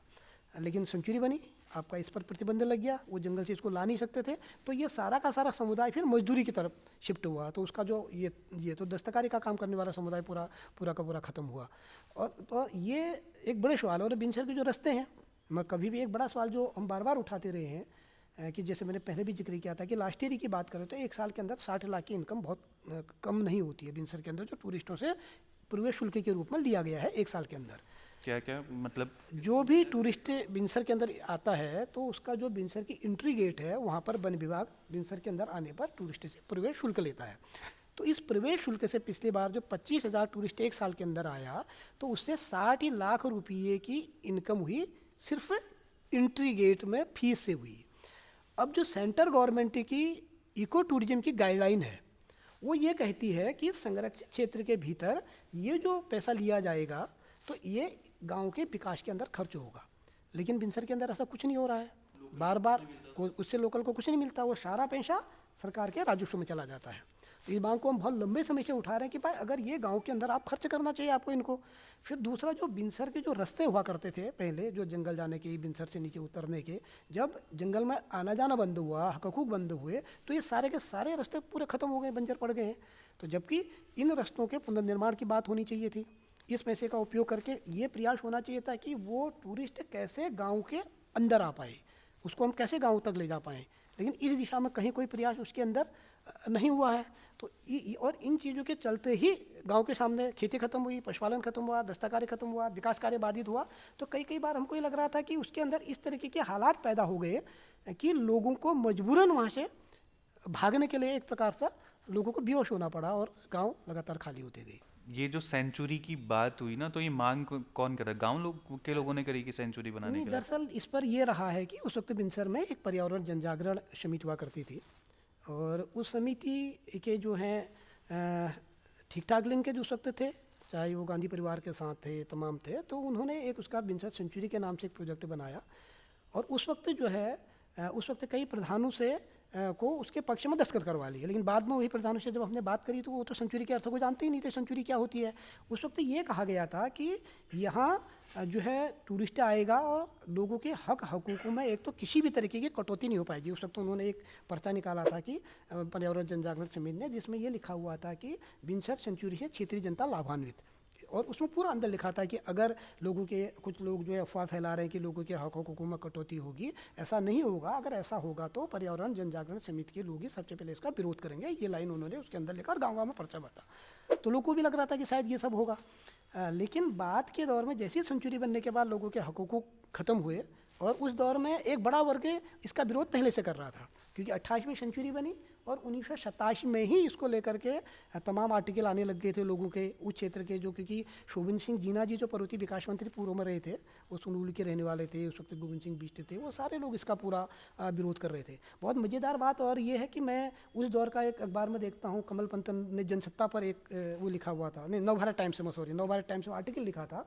तो वो लिखते हैं कि उस वक्त जो सांसद थे वहाँ पर के तत्कालीन सांसद हरिश्चंद्र रावत, तो वो भी इसका पूरा विरोध कर रहे थे। सारे लोगों के विरोध के बावजूद भी वो सेंचुरी जो है पर्यावरण जन जागरण समिति ने अपने उच्चाधिकारियों या शासन के साथ, केंद्र सरकार के साथ अपने समझौतों के संबंधों के आधार पर वो बना दी गई। और उसके बाद जब लोग उन सवालों को लेकर के लड़ते रहे, ये सब करते रहे, जब उनको समझ में आया कि ये सब दिक्कतें हो रही हैं, तो वो फिर वो समिति के लोग गायब हो गए और उनके कहीं कोई वो सब चीज़ें नहीं रही हैं। जिस टाइम पीरियड में सेंचुरी की मांग हो रही थी, उस टाइम पीरियड में गांव वालों ने इसका विरोध प्रदर्शन या फिर इस तरीके की कई सारी चीज़ें हुई। जी जी बिल्कुल, जो मैं बात कर रहा हूँ ना, तो दरअसल सेंचुरी की मांग लोगों ने नहीं करी। जो फिर मैं इस बात को रिपीट कर रहा हूँ कि पर्यावरण जन जागरण समिति ने जब एक पूरा प्रपोजल बनाया, उस प्रपोजल को तो लोगों के सामने नहीं लाया गया। उस वक्त के कुछ प्रधानों से जब ये कहा गया कि भाई इससे फ़ायदा होगा, और वो सेंचुरी के क्या है करके वो नहीं जानते थे। लेकिन आज तक ये स्पष्ट नहीं हो पाया इस बात को। 92 में जब मूवमेंट के बाद जो समझौता प्रशासन के साथ हुआ था, उस वक्त भी कहा गया था कि वो कौन प्रधान है जो आप कह रहे हैं कि प्रधानों ने मांग करी, मतलब दस्तखत उसमें किए हैं, उसकी लिस्ट जारी कर दीजिए। लेकिन वो सूची आज तक नहीं मिल पाई है। और जब हम व्यक्तिगत तौर से प्रधानों से बात करते थे, वो कहते थे कि नहीं, हमने तो कभी कहा ही नहीं, वो तो विरोध कर रहे थे। तो 87 से ही मतलब इसका विरोध हुआ है, लगातार विरोध हुआ है, और सिंगल आदमी ने कभी ये नहीं कहा कि जो सेंचुरी का पक्षधर रहा हो। तो उसका लगातार विरोध रहा है। जो मैं जिक्र कर रहा हूँ कि 88 में सेंचुरी बनी है, और 87 में जो स्थानीय लोग थे, शोभन सिंह जीना जी के नेतृत्व में लोगों ने लगातार विरोध किया, लगातार नुक्कड़ सभाएं करी, उन्होंने अदालत में भी इसको चुनौती दी। बाद में उनका असामयिक जो निधन हुआ, उसके चलते वो मामला उस तरह से आगे नहीं बढ़ पाया। लेकिन उसके बाद 28 में सेंचुरी बनती है, 92 में तो उतना बड़ा आंदोलन वहाँ हो जाता है। 93, 94 के बाद तो लगातार ही वहाँ एक संघर्ष रहा है, लगातार ही उसका विरोध रहा है ये। और उसकी मांग एकमात्र ये थी कि बिन शर्त सेंचुरी को आप खारिज करिए। और उसका जो बेसिक जो लड़ाई का मामला था, वो कहीं ऐसा नहीं था कि वो किसी पर्यावरण या जंगल बचाने के खिलाफ है। उससे जो बड़ा खतरा ये दिख रहा था कि भाई देखिए, क्योंकि इस बात को आज सारे लोग जानते हैं, इसको तो आज हमारा शासन प्रशासन सारे लोग इस बात से कह रहे हैं कि अकेले वन विभाग के बूते पर जंगलों को नहीं बचाया जा सकता है लोगों की भागीदारी के बगैर। और जो खतरा बड़ा ये लग रहा था कि भाई जब आप लोगों के सारे हकूकों को बंद करने की बात कर रहे हैं, और पिंसर जैसी जगह पर जहाँ उसके अंदर इतने स्टेट हैं, इतने उसके अंदर गाँव में, बहुत छोटा सा क्षेत्र है, 45 स्क्वायर किलोमीटर का कोई बड़ा क्षेत्र नहीं होता है।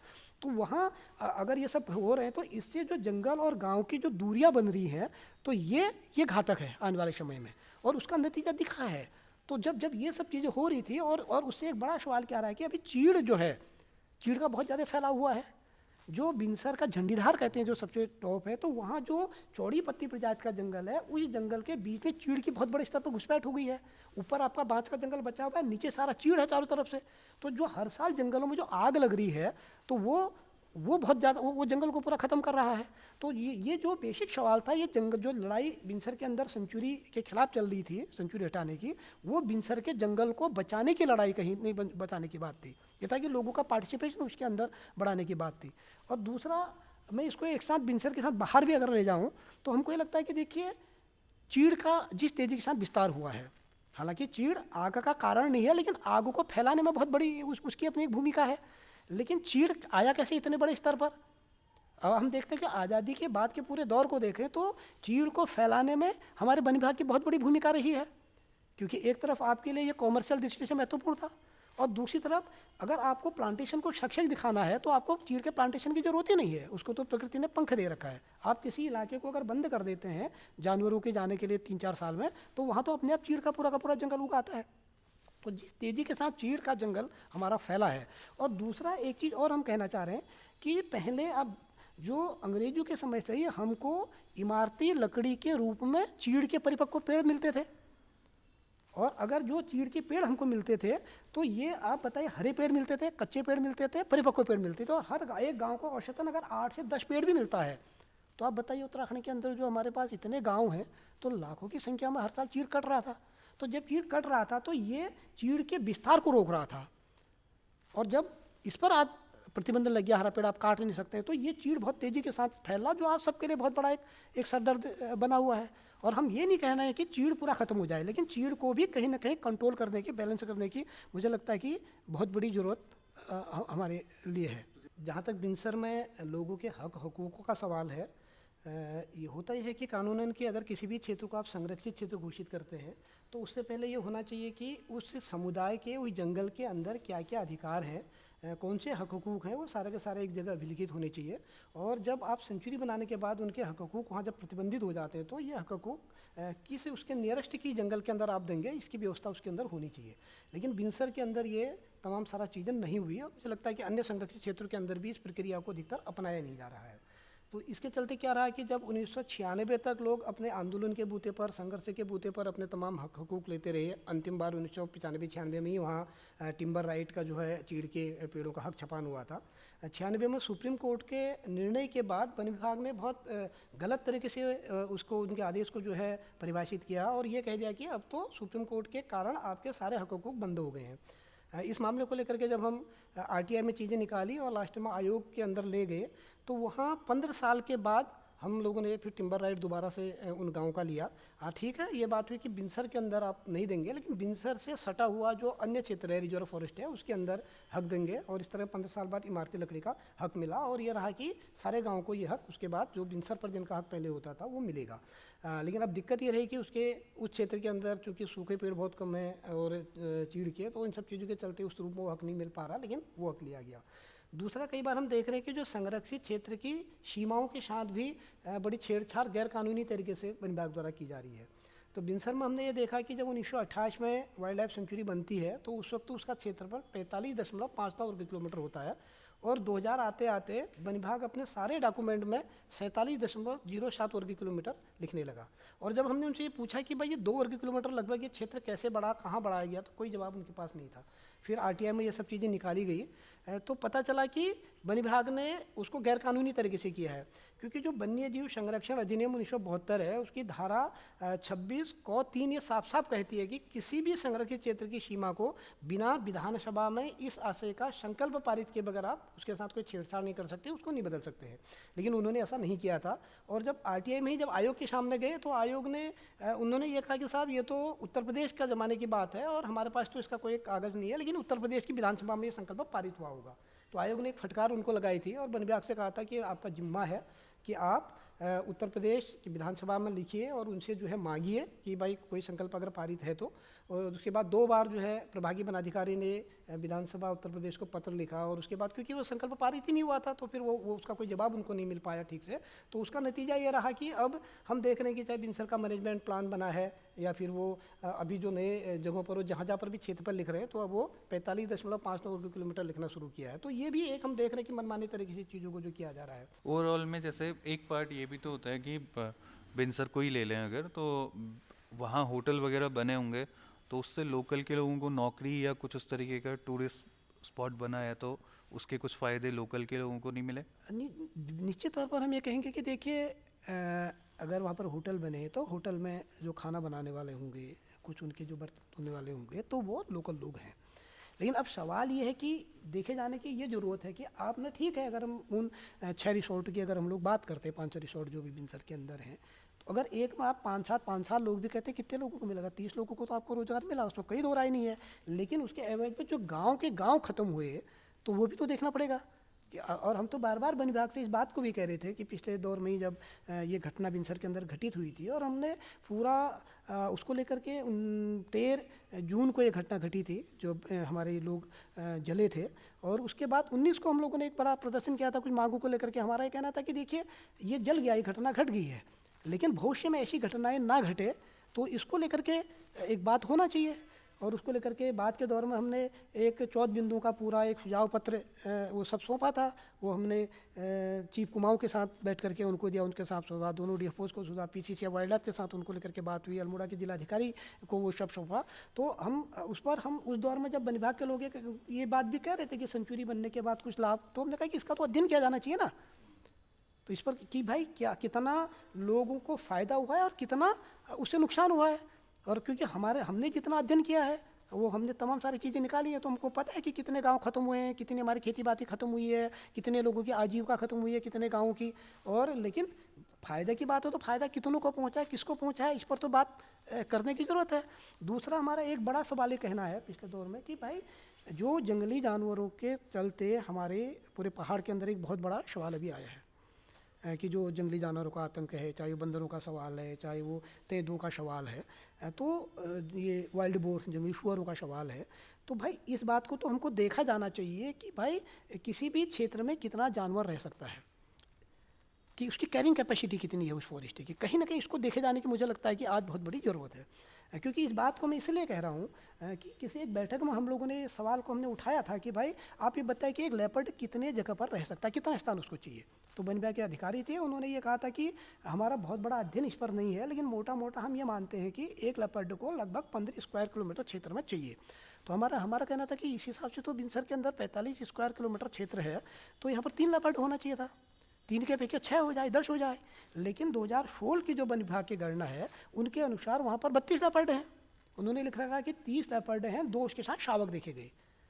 तो हमारा ये कहना है कि देखिए अब उसकी संख्या और लगातार बढ़नी है, लेकिन अगर हम ये बात नहीं करेंगे कि कितना रह सकेगा तो उसका तो असर होना ही होना है लोगों के अंदर। एक तो बड़ा सवाल ये एक पूरा वो है कि भाई इसको भी देखे जाने। और दूसरा एक बात और कहना चाह रहे हैं कि हमारा ये आरोप हमेशा रहा कि पहाड़ के अंदर जब आप संरक्षित क्षेत्रों की बात कर रहे तो बाहर से जानवरों को ला करके वहाँ छोड़ा जा रहा है।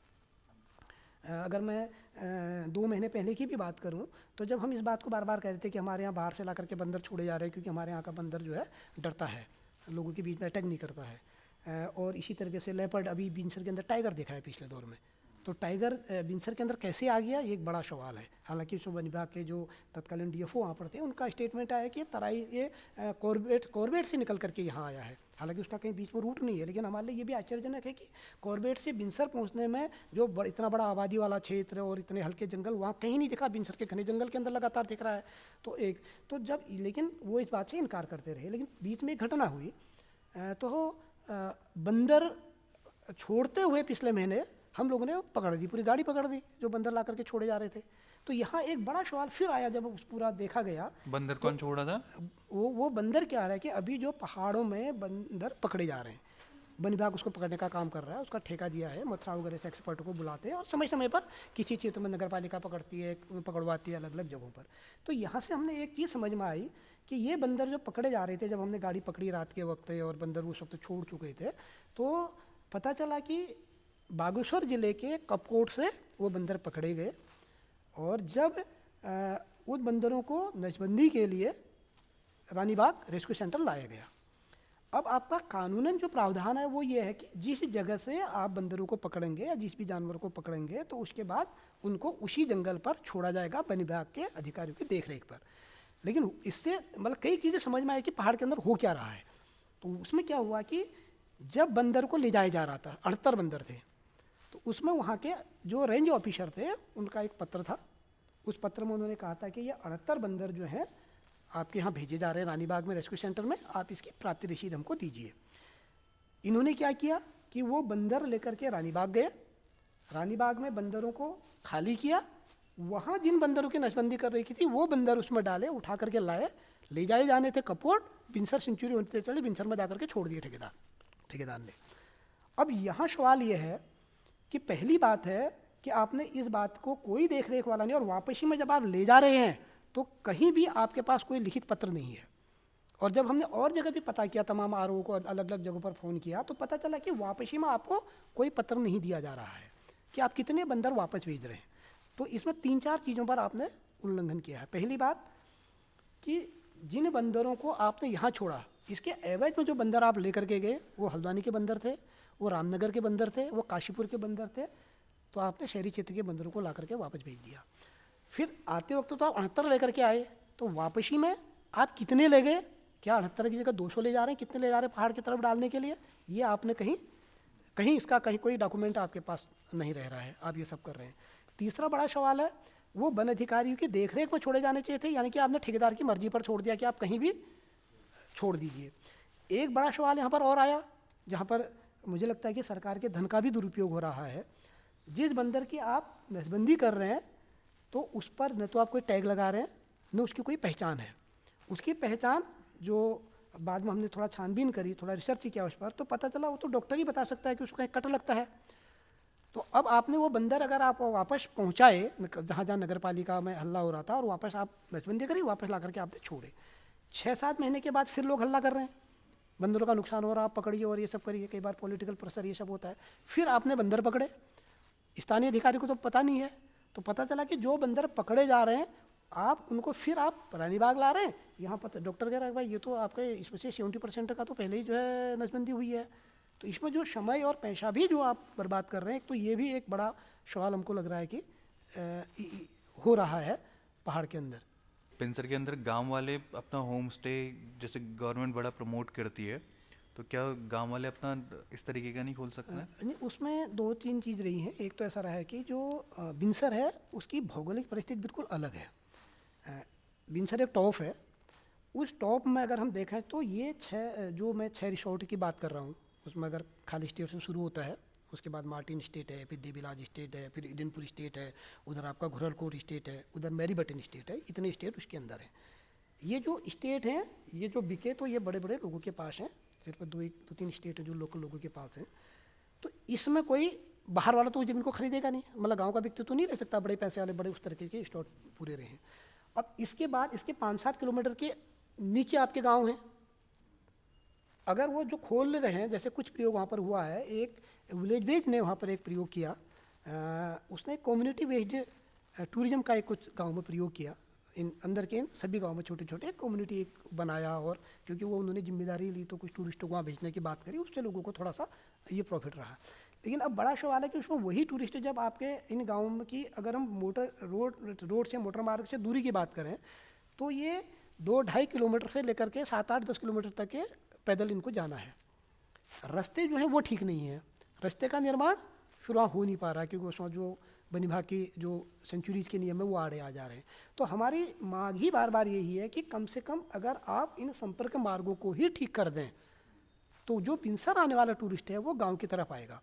अब जो मेन सड़क से टूरिस्ट आता है उन रिसोर्ट में रहेगा, वापस आपका लौट जाएगा, उतना पैदल चल के उनके अंदर के गाँव के तरफ वो कैसे जाए, ये एक बहुत बड़ा चुनौती है। जैसे आप लोगों के गांव जो 5-6 गांव हैं, तो इन गांव के लोगों अपना जैसे जानवर हैं उनको चारा वगैरह चाहिए, वो सारी चीज़ें कैसे करते हैं? तो अभी क्या रहा है कि एक बड़ा चेंज और दिखाया सेंचुरी बनने के बाद, जब इन सब चीज़ों पर प्रतिबंध लगने की बात हुई, तो लोगों ने जो अपने गांव की शरत के भीतर, क्योंकि हमारे यहाँ अपने मागे होते हैं पहाड़ के अंदर, हालांकि बेनाब ज़मीनें होती हैं, इजर जिसको कहते हैं, मागे जिसको कहते हैं, जिसका उपयोग ये बरसात के बाद घास काटने के लिए होता है, तो इन पर जंगल तैयार करने शुरू किए। तो हर गांव में अभी इतना जंगल गांव की सीमा के भीतर ही तैयार हुआ है, चौड़ी और तमाम सारी चीज़ों के लिए। आज की तारीख में तो अगर वन विभाग कहता है कि यहाँ से घास ले जाओ, तो लोग वहाँ जाने अपने घर के आसपास कहीं नहीं काट पा रहे। दूसरा, इस दौर में इन सब चीज़ों के चलते जो पशुपालन, मैंने पहले कहा, बहुत तेज़ी से घटा है। जहाँ लोगों के पास 2-2 भैंसें होती थी, आज भैंस ही नहीं है कहीं। जहाँ 8-8, 10-10 जानवर होते थे, एक जानवर रह गया है। तो जंगल और गाँव के रिश्तों में बड़ा बदलाव तो आया ही आया है। इधर आपका गैस, रसोई गैस का आना और ये तमाम सारे चीज़ों के चलते तो ये जो बदलाव हो, तो अब तो लोगों की ज़रूरत है, उनकी जो पलायन जितना बड़ा है गांव के अंदर, जहाँ पहले अगर अपने गांव के अंदर हम कहें 20 साल पहले जो 10-12 परिवार होते थे, हर परिवार में कई सदस्य होते, तो आज तो 6 परिवार भी हैं, तो उनमें 1-1, 2-2 हैं, एक गाय लोगों ने रखी हुई है। तो एक गाय के लिए तो उनके पास खेत में ही, और खेती पूरी बंजर हो गई है, वो बंजर खेतों में ही उनके पास इतना घास है, वही उनकी नहीं कट पा रही है। तो इसलिए भी अब ये एक रिश्ता उनका बदला है। बिनसर में आग का मुद्दा राष्ट्रीय स्तर पे खबरों पे हर साल बनता है, और पिछले हम कुछ सालों से देख रहे हैं लगातार कहीं पर को बनता है। तो आपको क्या इसका कोई सॉल्यूशन नज़र आता है? जी, हमको ये लगता है कि देखिए, जो मैं अभी फिर जिक्र कर रहा था, मैंने तो उसको लेकर के 14 सूत्री एक ज्ञापन सबको दिया है, और बिनसर के बहाने हमने कहा कि ये बिनसर के सवाल हैं, लेकिन ये पूरे प्रदेश के अंदर लागू होने की बात होगी। हम इस पर ये कहना चाह रहे हैं, एक तो बड़ा दिक्कत क्या रहा है कि राज्य बनने के बाद हमारे पास वन विभाग का जो हमारा ढांचा है वो उल्टा हो गया है। क्योंकि मुझे लगता है कि जब राज्य बना था शायद हमारे पास 2 पीसीसी कुछ हुआ करते थे ऐसी, आज उनकी संख्या 25 से 30 के बीच में हो गई है। ऊपरी में तो आपने अधिकारियों की भरमार कर दी है, लेकिन निचले स्तर पर आपके पास कर्मचारी नहीं है। पूरे बिनसर के अंदर अभी मुख्य रूप से 2 फॉरेस्ट गार्डर रखे हैं, 3 आपके और हैं जो तो वो तो अभी ट्रेनीज हैं जिनको आप बीट की जिम्मेदारी नहीं दे सकते। अब आप बताइए 2 या 3 फॉरेस्ट गार्ड को इतने बड़े क्षेत्र की जिम्मेदारी आप कैसे दे सकते हैं?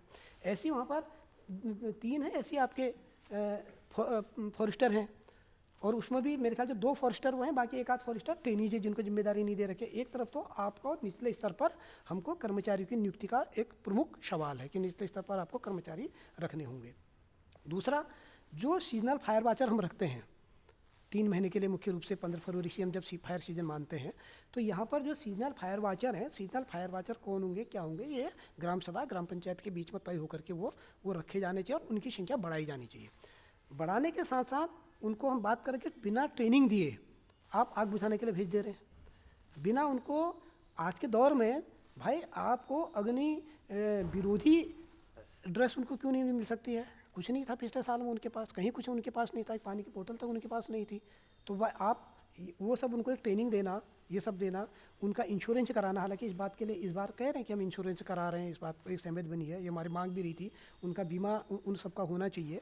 दूसरा, उनका जो मानदेय है वो समय पर देना एक बड़ा सवाल है। जो पैसा आप दे रहे हैं, अभी भी ऐसे केसेज हैं जो उन्होंने, अब दूसरा फायर सीजन शुरू होने वाला है, लेकिन पिछले साल के लोगों को आज तक मानदेय नहीं मिल पाया है। ये पूरे प्रदेश लेवल पर हम देख रहे हैं कि भाई काम क्योंकि सीजनल फायर वॉचर में कौन जाएगा? एक गरीब घर का व्यक्ति जाना है, जिसने वहाँ आग बुझाने में अपनी जान जोखिम में डाल करके करना है, लेकिन आप कई समय तक उनको पैसा नहीं दे रहे होते हैं, उनका मानदेय, तो उसका सवाल है।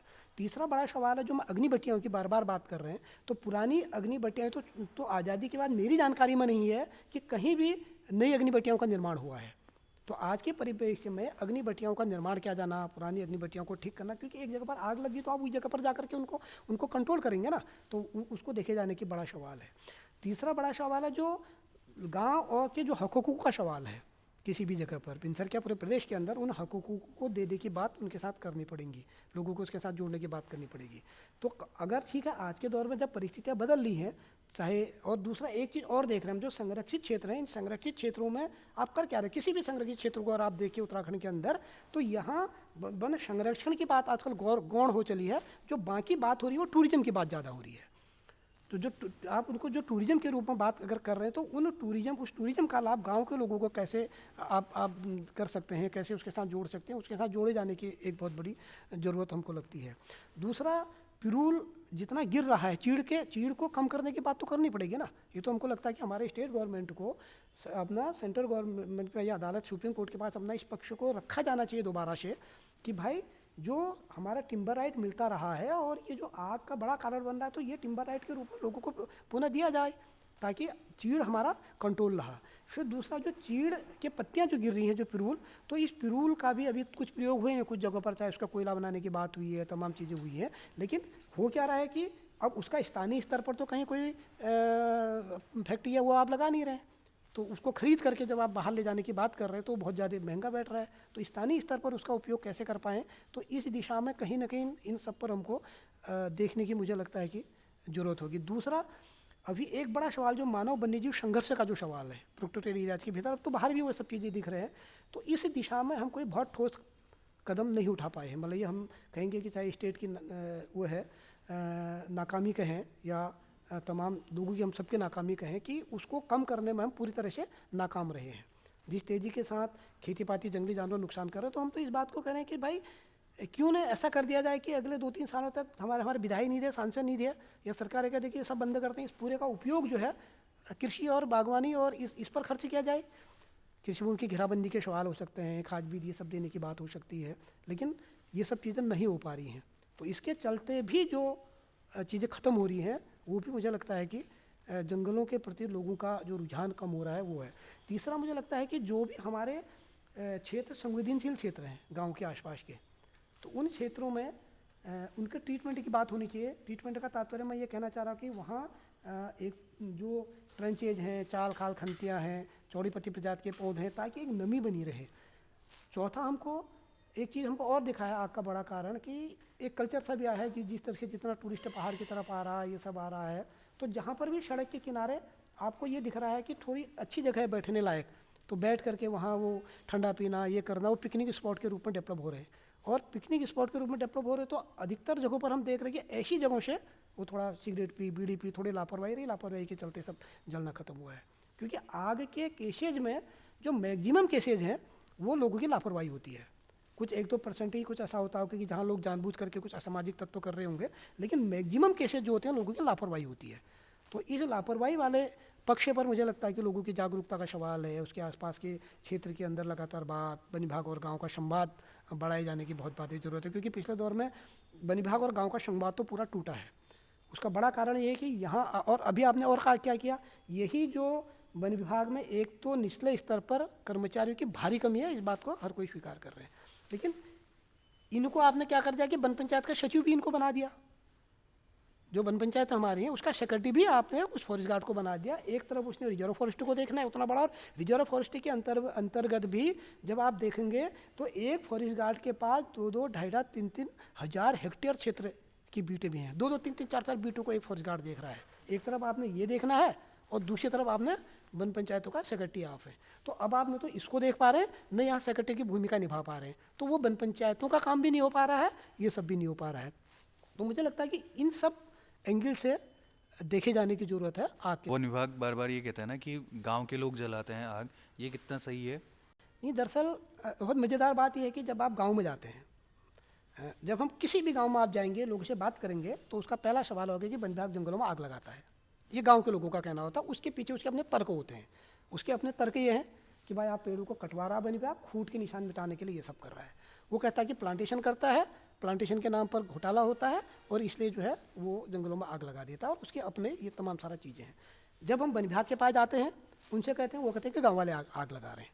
उसके अपने तर्क होते हैं कि वो अधिकतर तर्क जो देते हैं, उनका ये तर्क है कि आग इसलिए लगाई जाती है कि भाई घास अच्छी हो।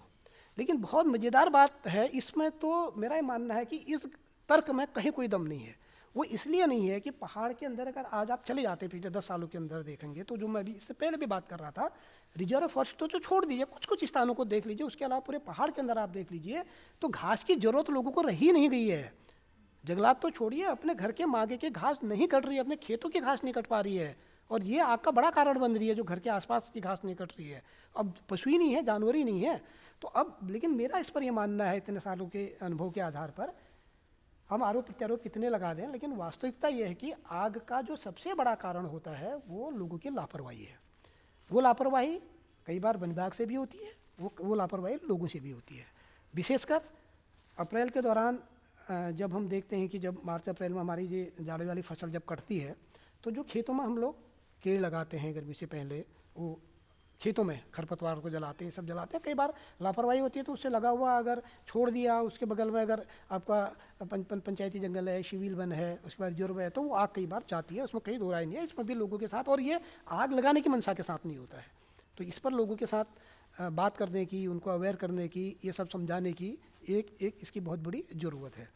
और दूसरा जो मैं बार बार बोल रहा था, मगर मैं पिछले दिनों की बात करूं, मैं हल्द्वानी से जा रहा था, जिस गाड़ी में मैं गया था, टैक्सी में जा रहा था, तो वहाँ के ड्राइवर ने ही बीड़ी पी और साइड से डाल दिया।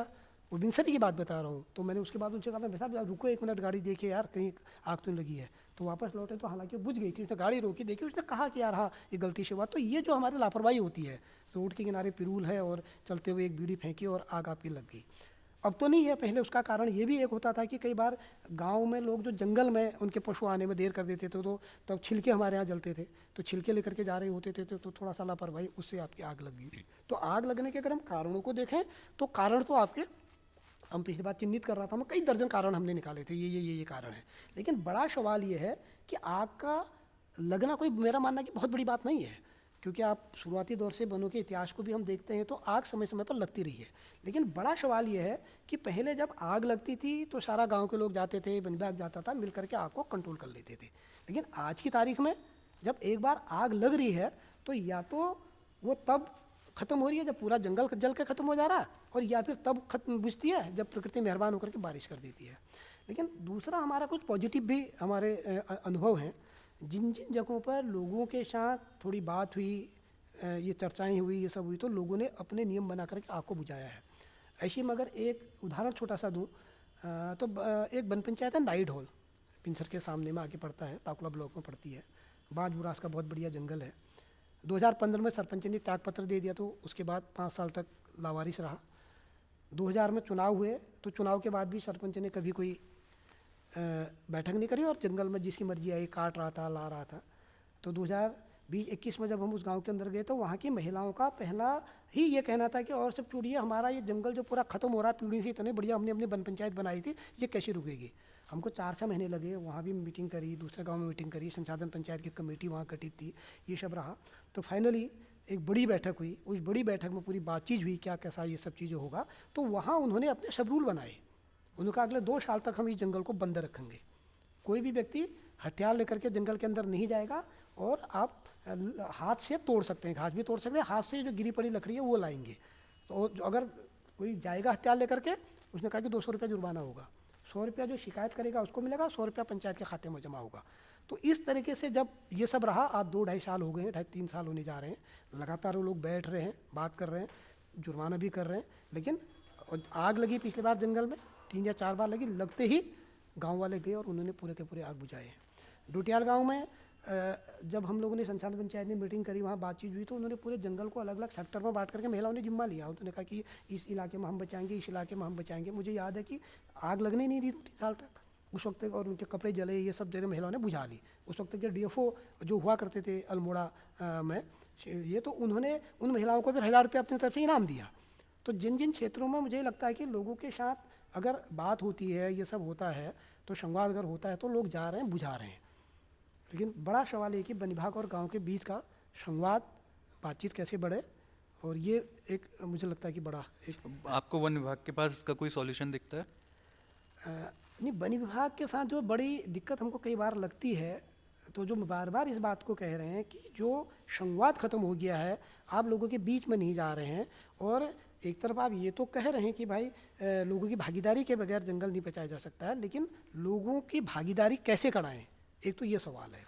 फिर बड़ा सवाल ये है कि लोगों की भागीदारी में क्या जंगल को सिर्फ आग बुझाने में लोगों की भागीदारी होगी, या फिर जो जंगल के वन उत्पाद, वन उपज है, उसके उपयोग में भी कहीं लोगों की भागीदारी होगी।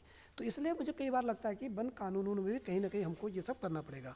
हालांकि बिनसर में एक पॉजिटिव बात हुई है, पिछली ये घटना हालांकि बहुत दुखद रही है, सब कुछ रहा है, लेकिन उसके बाद जो सवाल उठे थे, तो वहाँ इस बात को वन विभाग ने स्वीकार किया है कि लोगों के बीच संवाद बढ़ना चाहिए। तो हम देख रहे हैं कि 1-1.5-2 महीने के अंदर वन विभाग और गांव के बीच में DFO खुद कई दौर की बैठकें उन्होंने की हैं, बात हुआ है, संवाद बढ़ा है। और साथ में एक उसके अंदर एक जो इको डेवलपमेंट कमेटीज होती हैं, तो इसके गठन की एक प्रक्रिया भी उन्होंने शुरू की, ताकि ये संवाद जो है लोगों के बीच में बढ़े। तो ये एक अब ये तो उसका आगे कहाँ वो जब चीज़ जाएंगी वो तो आने वाला वक्त बताएगा, लेकिन पॉजिटिव ये दिखा है कि थोड़ा संवाद में एक वृद्धि उनके बीच में हुई है। अगर हम ये समझना चाहें कि एक सेंचुरी के अंदर क्या क्या काम हो सकते हैं नियमों के तहत, तो वो क्या क्या काम हो सकते हैं? सेंचुरी के अंदर तो सारी चीज़ें प्रतिबंधित हैं। जो चीज़ जैसा गिरा पड़ा है, थोड़ी देर के लिए अगर एक लकड़ी गिरी पड़ी है, तो उस लकड़ी को उठाने का राइट हमको कानूनन नहीं है, वो उसी रूप में रहेगी, पड़ेगी, सड़ेगी, ये सब कुछ होगा। दूसरी तरफ जो है वो यह है कि भाई किसी भी तरह के ज्वलनशील पदार्थों को ले जाना मना है, ये उसमें कहा गया है। अगर इस दृष्टि से अगर देखें, तो मैं तो सेंचुरी के अंदर रहता हूँ, कानूनन अगर मैं माचिस लेकर के जा रहा हूँ तो ये भी एक प्रकार का प्रतिबंधित है। तो बाकी फल फूल तो आप किसी तरीके से वहाँ तोड़ नहीं सकते हैं, क्योंकि एक घटना हमारे साथ एक बार बीच में हुई थी, वो बड़ा आश्चर्यजनक भी शायद आपको लगेगा। एक वहाँ पर जो ताकुला में पुलिस चौकी है, उनके जो इंचार्ज थे, तो उनका एक दिन में अचानक मेरे लिए फ़ोन आता है, कुछ साल पहले की मैं बात बता रहा हूँ, और वो ये कहते हैं कि देखिए जोशी जी, ये बताइए क्या बिनसर में काफल तोड़ सकते हैं? नहीं, काफल एक फल होता है हमारे यहाँ। तो मैं चौंका, मैंने कहा आप ऐसा क्यों पूछ रहे हैं? तो उन्होंने कहा कि बिनसर के RO उनका फ़ोन आया है कि एक भिटुली गांव पड़ता है, भिटुली के बच्चे बिनसर में काफल तोड़ते हैं, और सेंचुरी के अंदर तो काफल तोड़ा नहीं जा सकता है, आप इनको पकड़ करके बंद करिए। तो उसके बाद वो आए, तो हमने कहा कि कानूनन तो नहीं तोड़ सकते हैं साहब। खैर बहरहाल वो आए, उनके साथ पर बातचीत हुई, और वो भी वहाँ गए, उन्होंने दोनों पक्षों को समझाने की बात करी। किसने शिकायत किसने की थी? ये जो उन्होंने कहा कि जो वहाँ के जो वन क्षेत्राधिकारी है, रेंज ऑफिसर है बिनसर वाइल्ड लाइफ सेंचुरी के, तो उन्होंने चौकी में फ़ोन करा कि जो भेटुली गांव के जो बच्चे हैं ये यहाँ काफल तोड़ रहे हैं, ये सेंचुरी क्षेत्र है। हालांकि उसके पीछे उन्होंने एक शब्द और जोड़ा था कि उन्होंने कहा था कि काफल तोड़ते हैं, टहनी भी तोड़ देते हैं और ये आग भी लगा सकते हैं। तो इसलिए जो है इनको यहाँ इनको पकड़ करके ले जाया जाए, इनको डाटा समझाया जाए। तो उसके बाद वो चौकी इंचार्ज वहाँ गए, ये सब रहा। उससे पहले कर हमारी उनके साथ थोड़ा बात हुआ था। तो मेरा आशा ये है कि अब अगर आप लोगों को समझाना, बताना, अवेयरनेस, इन सब चीज़ों के चलते वन विभाग का अगर ये रवैया रहेगा तो ये गांव और उनके बीच की दूरी बढ़ाएगा। आप जंगल में आग लगने में अगर आप किसी गांव के ऊपर एफआईआर करेंगे और ये कहेंगे कि हमारे ऊपर बहुत बड़ा दबाव था इसलिए हम इस गांव के ऊपर एफआईआर कर रहे हैं, वो भी उस गांव के ऊपर जो गांव हमेशा जंगल की आग बुझाने में आपको मदद करता रह रहा है, और वो भी वो गांव अगर जंगल में आग लगती है तो वो जंगल के बिल्कुल बीच में है, चारों तरफ से जंगल है, उनको अपना घर बचाना मुश्किल हो रहा है, अपनी जान बचानी मुश्किल हो रही है। उसी गाँव में जब 1 महीना पहले आग लगी थी तो उनके घर घास के लूटे घर के आगे जल गए थे, पाइप लाइन जल गई थी, घर के आगे रखे हुए लकड़ी के ढेर जल गए थे, और बड़ी मुश्किल से उन्होंने अपने घरों को बचाया हुआ था। और सबसे ज़्यादा नुकसान उनको होना है। और अगर आप सिर्फ नौकरी बचाने के नाम पर ये कहेंगे कि हमने इस गांव के ऊपर जो है आग लगाने के लिए हम एफआईआर कर रहे हैं और हम तो आप लोगों के साथ हैं, मजबूरी में हमको ये सब करना पड़ रहा है, तो भाई ये व्यवहार जो होता है ये दूरियां पैदा करता है जंगल और लोगों के बीच में। जैसे अभी स्टेट में भू कानून को लेकर बड़ी बात चल रही है, तो आपको क्या लगता है कि किस तरीके की चीज़ें हो रही हैं और कैसा होना चाहिए? तो बेसिकली शायद मैंने अभी पहले भी उस बात को कहा है।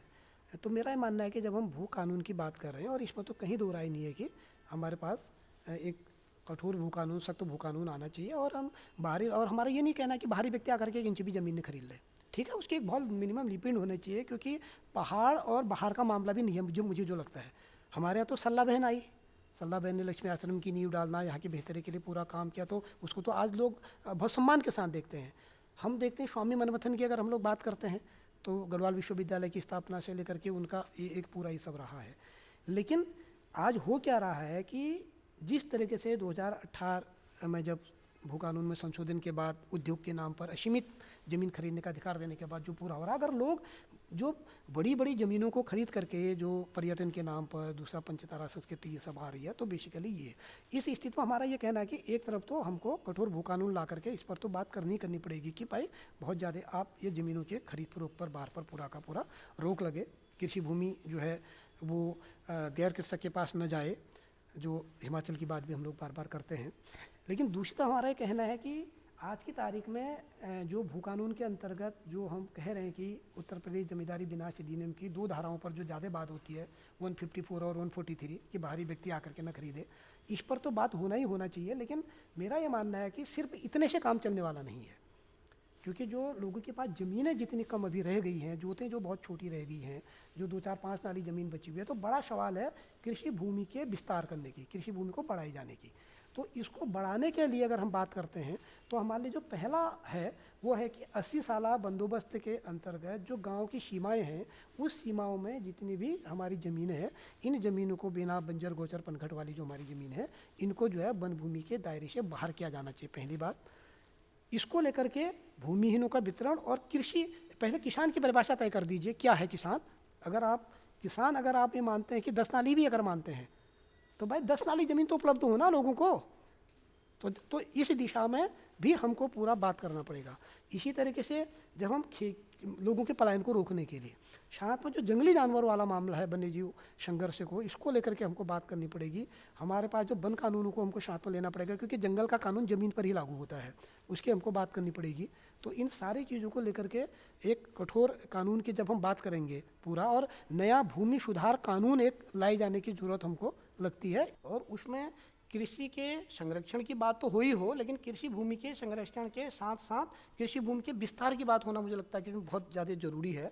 और इसके लिए बहुत ज़रूरी है कि जो 80 साला बंदोबस्त के भीतर जो हमारी बेना बंजर ज़मीनें हैं, और ये ज़मीनें वन भूमि के दायरे से बाहर निकलें, और यहाँ के भूमिहीन और किसान की परिभाषा पहले स्पष्ट तौर से सरकार उस अधिनियम के अंतर्गत नया भूमि सुधार कानून में बिल्कुल तय करे कि कौन भूमिहीन है, कौन किसान है। और जो भूमिहीन है उसको भूमि उपलब्ध कराने की बात उसके अंदर हो। जो किसान के लिए आप मिनिमम इतनी नाली ज़मीन आप मानते हैं कि इतना वाला किसान होगा तो उतनी भूमि उसको उपलब्ध कराए जाने की बात उसके भीतर की जानी चाहिए। दूसरा हमारा ये कहना है कि अभी जो सरकार कह रही है कि बजट सत्र में हम नया कठोर भू कानून लाएंगे, लेकिन ये देखना होगा कि अगर सरकार, हमारा कहना है कि अगर सरकार वास्तव में भू कानून लाने के लिए, कठोर भू कानून लाने के लिए अगर वास्तव में ईमानदार है तो उसको तत्काल अभी तो ये करना चाहिए कि जो 2018 में जो भू कानून में संशोधन करके ये कहा गया है कि असीमित भूमि खरीदने का अधिकार औद्योगिक प्रयोजन के लिए जो दिया गया है, तो तत्काल अभी उसको पहले उसको खारिज कर देना चाहिए। और उसके बाद जब तक आपका भू कानून नहीं आता है, इस अवधि के लिए कम से कम उत्तराखंड के अंदर भूमि की जो खरीद फरोख्त वाला मामला है इस पर रोक लगानी चाहिए, और उसके बाद अब जो भू कानून इस तरीके का एक लाया जाना चाहिए, एक बात करते हैं। दूसरा बड़ा सवाल ये है कि जो भूमि बंदोबस्ती का जो सवाल है वो बहुत अहम सवाल उत्तराखंड के अंदर है, क्योंकि हमारे यहाँ आज़ादी के बाद एक भूमि बंदोबस्त हुआ, वो 1959-60 से शुरू हुआ और 62 में इधर हमारे पास चाइना वार हो गया तो आधा अधूरा छूटा हुआ है। तो उसके चलते अभी स्थिति क्या है कि सरकार के पास ज़मीनों की वास्तविक स्थिति का कोई आंकड़ा नहीं है, कोई सही स्थिति परिस्थिति नहीं है कि क्या है करके। हमारे यहाँ राज्य बना, राज्य बनने के बाद तमाम नई जिले बने, नई तहसीलें बने, नया कंस्ट्रक्शन जितना हो रहा है सारा का सारा हमारे नापलैंडों के अंदर हुआ है। और हम ये देख रहे हैं कि हमारे खाता खतौनी पटवारी के रिकॉर्ड में जहाँ फसल लहलहा रही है, जब आप ग्राउंड में जा करके देखेंगे तो वहाँ तो सारी की सारी बिल्डिंगें खड़ी हुई है। और इसलिए भी ये नया भूमि बंदोबस्त का होना बहुत ज़रूरी है। इस दिशा में सरकार को पहल करना चाहिए। एक बात को हम ये कहना चाह रहे हैं। दूसरा एक बड़ा सवाल हमको लगता है कि जब हम अपने तराई वाली पूरी बेल्ट को देखते हैं, इधर हल्द्वानी और लालकुआं से देख करके आगे टनकपुर तक चले जाते हैं, उधर राजाजी और देहरादून वाले मैदानी इलाकों के अंदर, तो हमारे यहाँ लगभग 176 के आसपास हमारे पास बनग्राम है, टोंगिया ग्राम है, हमारे यहाँ गोट है, खत्ते हैं, और जहाँ पीढ़ियों से जो लोग वहाँ रह रहे हैं वो अतिक्रमण, उनको वन विभाग अतिक्रमणकारी उनको वन विभाग मान रहा होता है। एक बार आप इसको भी एक्सप्लेन कर दो कि ये टर्म जैसे टोंगिया कह रहे हो आप या फिर 1 ग्राम जिसको कह रहे हो, ये क्या चीज़ें होती हैं? बेसिकली जो टोंगिया एक पद्धति थी वृक्षारोपण की। ब्रिटिश पीरियड में क्या हुआ था कि जब अंग्रेज जब प्लांटेशन का काम करते थे तो मजदूर ले जाए जाते थे, वो एक जगह प्लांटेशन करते थे, वहाँ से उठ करके दूसरी जगह प्लांटेशन करते थे। और बाद के दौर में क्योंकि वो तो खाना बदोशी थे, ऐसी कोई जगह उनके पास थी नहीं, तो वो जंगल में रह गए और जिन जगहों पर बसे हुए हैं वो टोंगिया विलेज के नाम से जाने जाते हैं। अब सवाल है कि इन्हीं को, जिन्होंने इन जंगलों को बनाया, इनको जंगलों के अंदर अतिक्रमणकारी कहा जा रहा है। सरकार जैसे कहीं पर कोई एग्जांपल? तो ये तमाम हमारे यहाँ मुझे लगता है कि तुमड़िया अगर वगैरह से लेकर के जो खत्ते वगैरह हमारे यहाँ सब इसी तरीके से पूरे रहे हैं। और इसी तरह से जो बनग्राम में जो वन भूमि में जो लोग बसे, चाहे बिंदु खत्ता को अगर हम यहीं पर देख लें, उसके पीछे बौड़ खत्ता को अगर हम देख लें, तो इस तरीके से जो पूरे गांव है तो वो उनका स्टेटस जो है वो वन भूमि का है। और उसमें लीगल रूप से देखा जाए तो वन विभाग ये मानता है कि ये तो अतिक्रमणकारी हैं। तो मुझे लगता है कि एक तो इन गाँव को राजस्व गांव का दर्जा दिए जाने के लिए हमारी सरकारों को पहल करनी चाहिए। एक जो बिंदुकत्ता के लोगों ने एक बड़ी लड़ाई इसको लेकर के लड़ी है और अभी वो राजस्व गांव बनने की लगभग प्रक्रियाएं पूरी हो गई है और मुझे उम्मीद है कि शीघ्र ही जो है उसका जो है अध्यादेश जारी हो जाएगा। इस तरीके की बसावट कैसे होती है? तो अलग अलग समय में मुझे लगता है कि बसावट अलग अलग तरीके से हुई है। जैसे हम बौड़खत्ता के अंदर देखते हैं तो जो लोग पहले से गौपालन पशुपालन का काम करते थे, भैंस पालन का काम करते थे, तो वो जंगलों में जाकर के रहते थे। और जब जंगलों में जाकर के रह गए, जब तो जिस जगह पर वो गए, पहले कुछ परिवार गए, फिर धीरे धीरे उनकी आबादी बढ़ी है, ये तमाम रह गए। एक तो टोंगिया प्रदेश में तो उस तरीके से आए और यहाँ जो जंगलों में इस तरीके से लोग बसे, तो बसने के बाद जो है वो, लेकिन क्या रहा कि वो ज़मीनें उनके नाम चलाने की बात नहीं हुई। जैसे बिंदुकत्ता अगर वगैरह इसकी हम लोग बात करते हैं तो ये तो सरकार ने ही इनको बसाने का काम किया था कि भाई आइए और यहाँ, क्योंकि तब जंगल थे बहुत भीषण उस तरीके से थे, काटिए और यहाँ रहिए, ये सब चीज़ें तो आज़ादी के बाद के दौर में सब हुई हैं। तो लेकिन दिक्कत ये रही कि इनको राजस्व गांव का दर्जा देने की बात नहीं हुई। उसके चलते क्या रहा है कि जो ये गांव है अपनी पंचायतें नहीं चुन सकते हैं, इनको पंचायत चुनने का अधिकार नहीं है। शुरुआती दौर में मज़ेदार बात ये थी कि ये विधानसभा और लोकसभा में तो वोट दे सकते थे, लेकिन अपनी पंचायत चुनने का अधिकार नहीं था। अगर पंचायत नहीं चुननी है, आपके गांव ही नहीं है, तो फिर आपके यहाँ विकास कार्य नहीं हो सकते हैं। लेकिन बाद के दौर में ठीक है, वोटों की राजनीति के चलते कई जगह पर उन्होंने स्कूल भी बनवा दिए, कई जगह पर सामुदायिक भवन बना दिए। लेकिन जहाँ स्कूल बने, सामुदायिक भवन, ये सब भी बने, लेकिन स्टेटस वन भूमि का है, तो उसमें जो है तमाम बार बार जो है उनको उत्पीड़न वन विभाग और इन सब पर झेलना पड़ता है। किस तरीके का उत्पीड़न होता है? जैसे वो खेती कर रहे हैं तो खेती करने के नाम पर, अगर खेती है तो भाई कभी भी खेती की ज़मीन आपकी तो फसल काट दी जाएगी, वो सब तोड़ दिया जाएगा और आपको मकान नहीं बनने दिया जाएगा। अधिकतर लोग कच्ची झोपड़ियों में रह रहे होंगे। तो इस तरीके से बार बार जो, क्योंकि उनकी नज़रों में, वन विभाग की नज़रों में तो अतिक्रमणकारी है ना।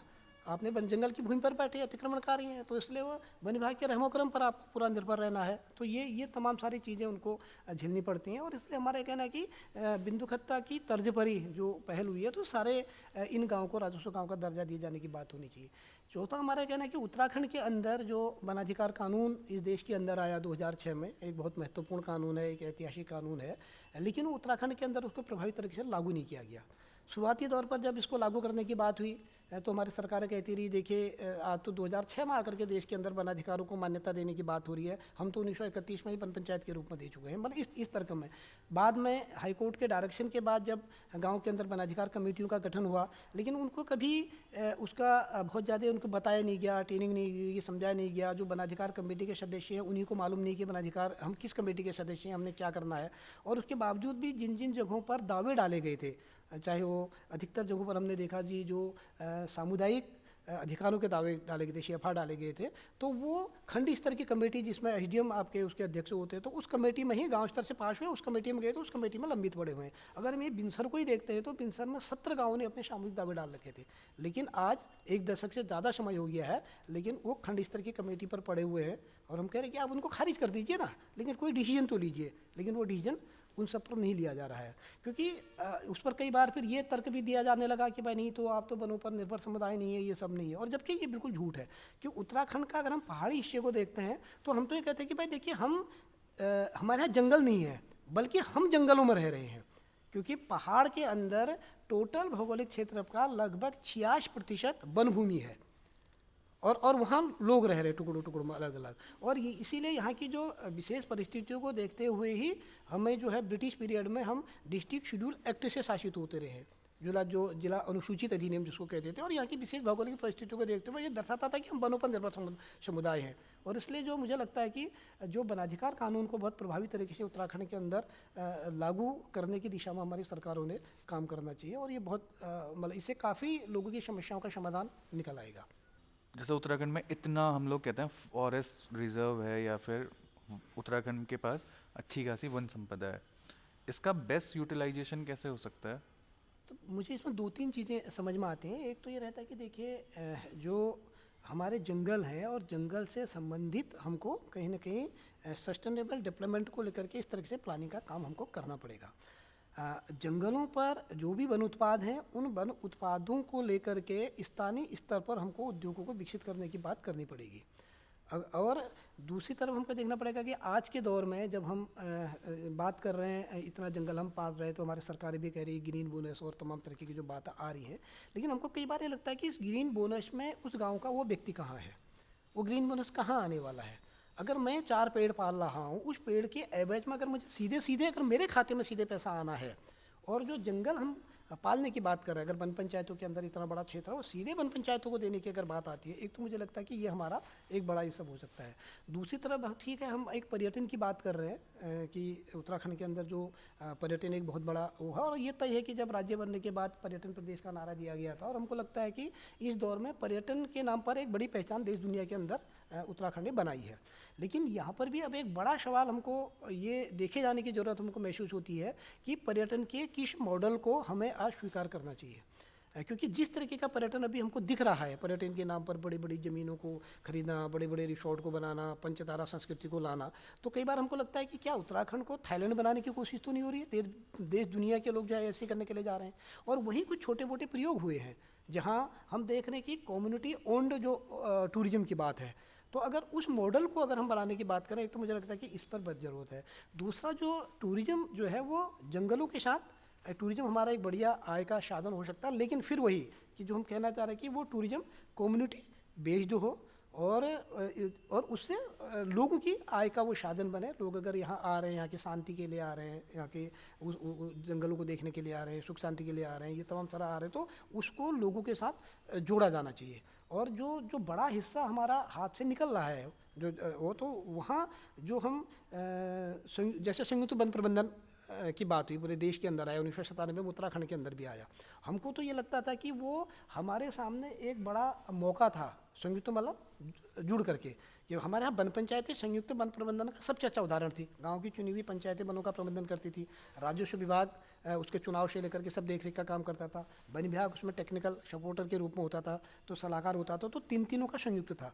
लेकिन हमारा एक मौका था कि जब हम इसको सेंचुरीज के अंदर चला सकते थे, हम इसको रिजर्व फॉरेस्ट्री के अंदर चला सकते थे, जहाँ वन विभाग का एकल था वहाँ हम लोगों की भागीदारी बढ़ा सकते थे। लेकिन कुछ एक दो उदाहरणों को छोड़ करके पूरे उत्तराखंड के अंदर जेएफएम वन पंचायतों के अंदर चलाया गया। और जहाँ देश के अंदर हम देख रहे थे कि जेएफएम ने कुछ लोगों को अधिकार देने की बात तो करी, चाहे थोड़ा बहुत ही किया हो, लेकिन उत्तराखंड के अंदर तो जहाँ वन पंचायत में बहुत ज़्यादा अधिकार थे, जेएफएम ने उन अधिकारों को बहुत सिमट करके रखा हुआ है। तो जो हमारा ये मानना है कि जो रिजर्व फॉरेस्ट है और इनके अंदर भी वन पंचायत पद्धति से ही वनों के प्रबंधन की बात होनी चाहिए, और ये लोगों की आय के साथ अपने आप अगर उनके प्रबंधन में लोगों की भागीदारी होगी, उसके उपयोग उपभोग में लोगों की भागीदारी होगी, अगर लोगों का शेयर कर इन तमाम सारी चीज़ें बनेंगे, तो ये लोगों की आय का एक बड़ा साधन हो सकता है। लेकिन दिक्कत क्या हो रही है कि आप इसको कॉर्पोरेट के लिए खोलने की जो पूरी बात आ रही है, तो वो ज़्यादा दिक्कत की बात है।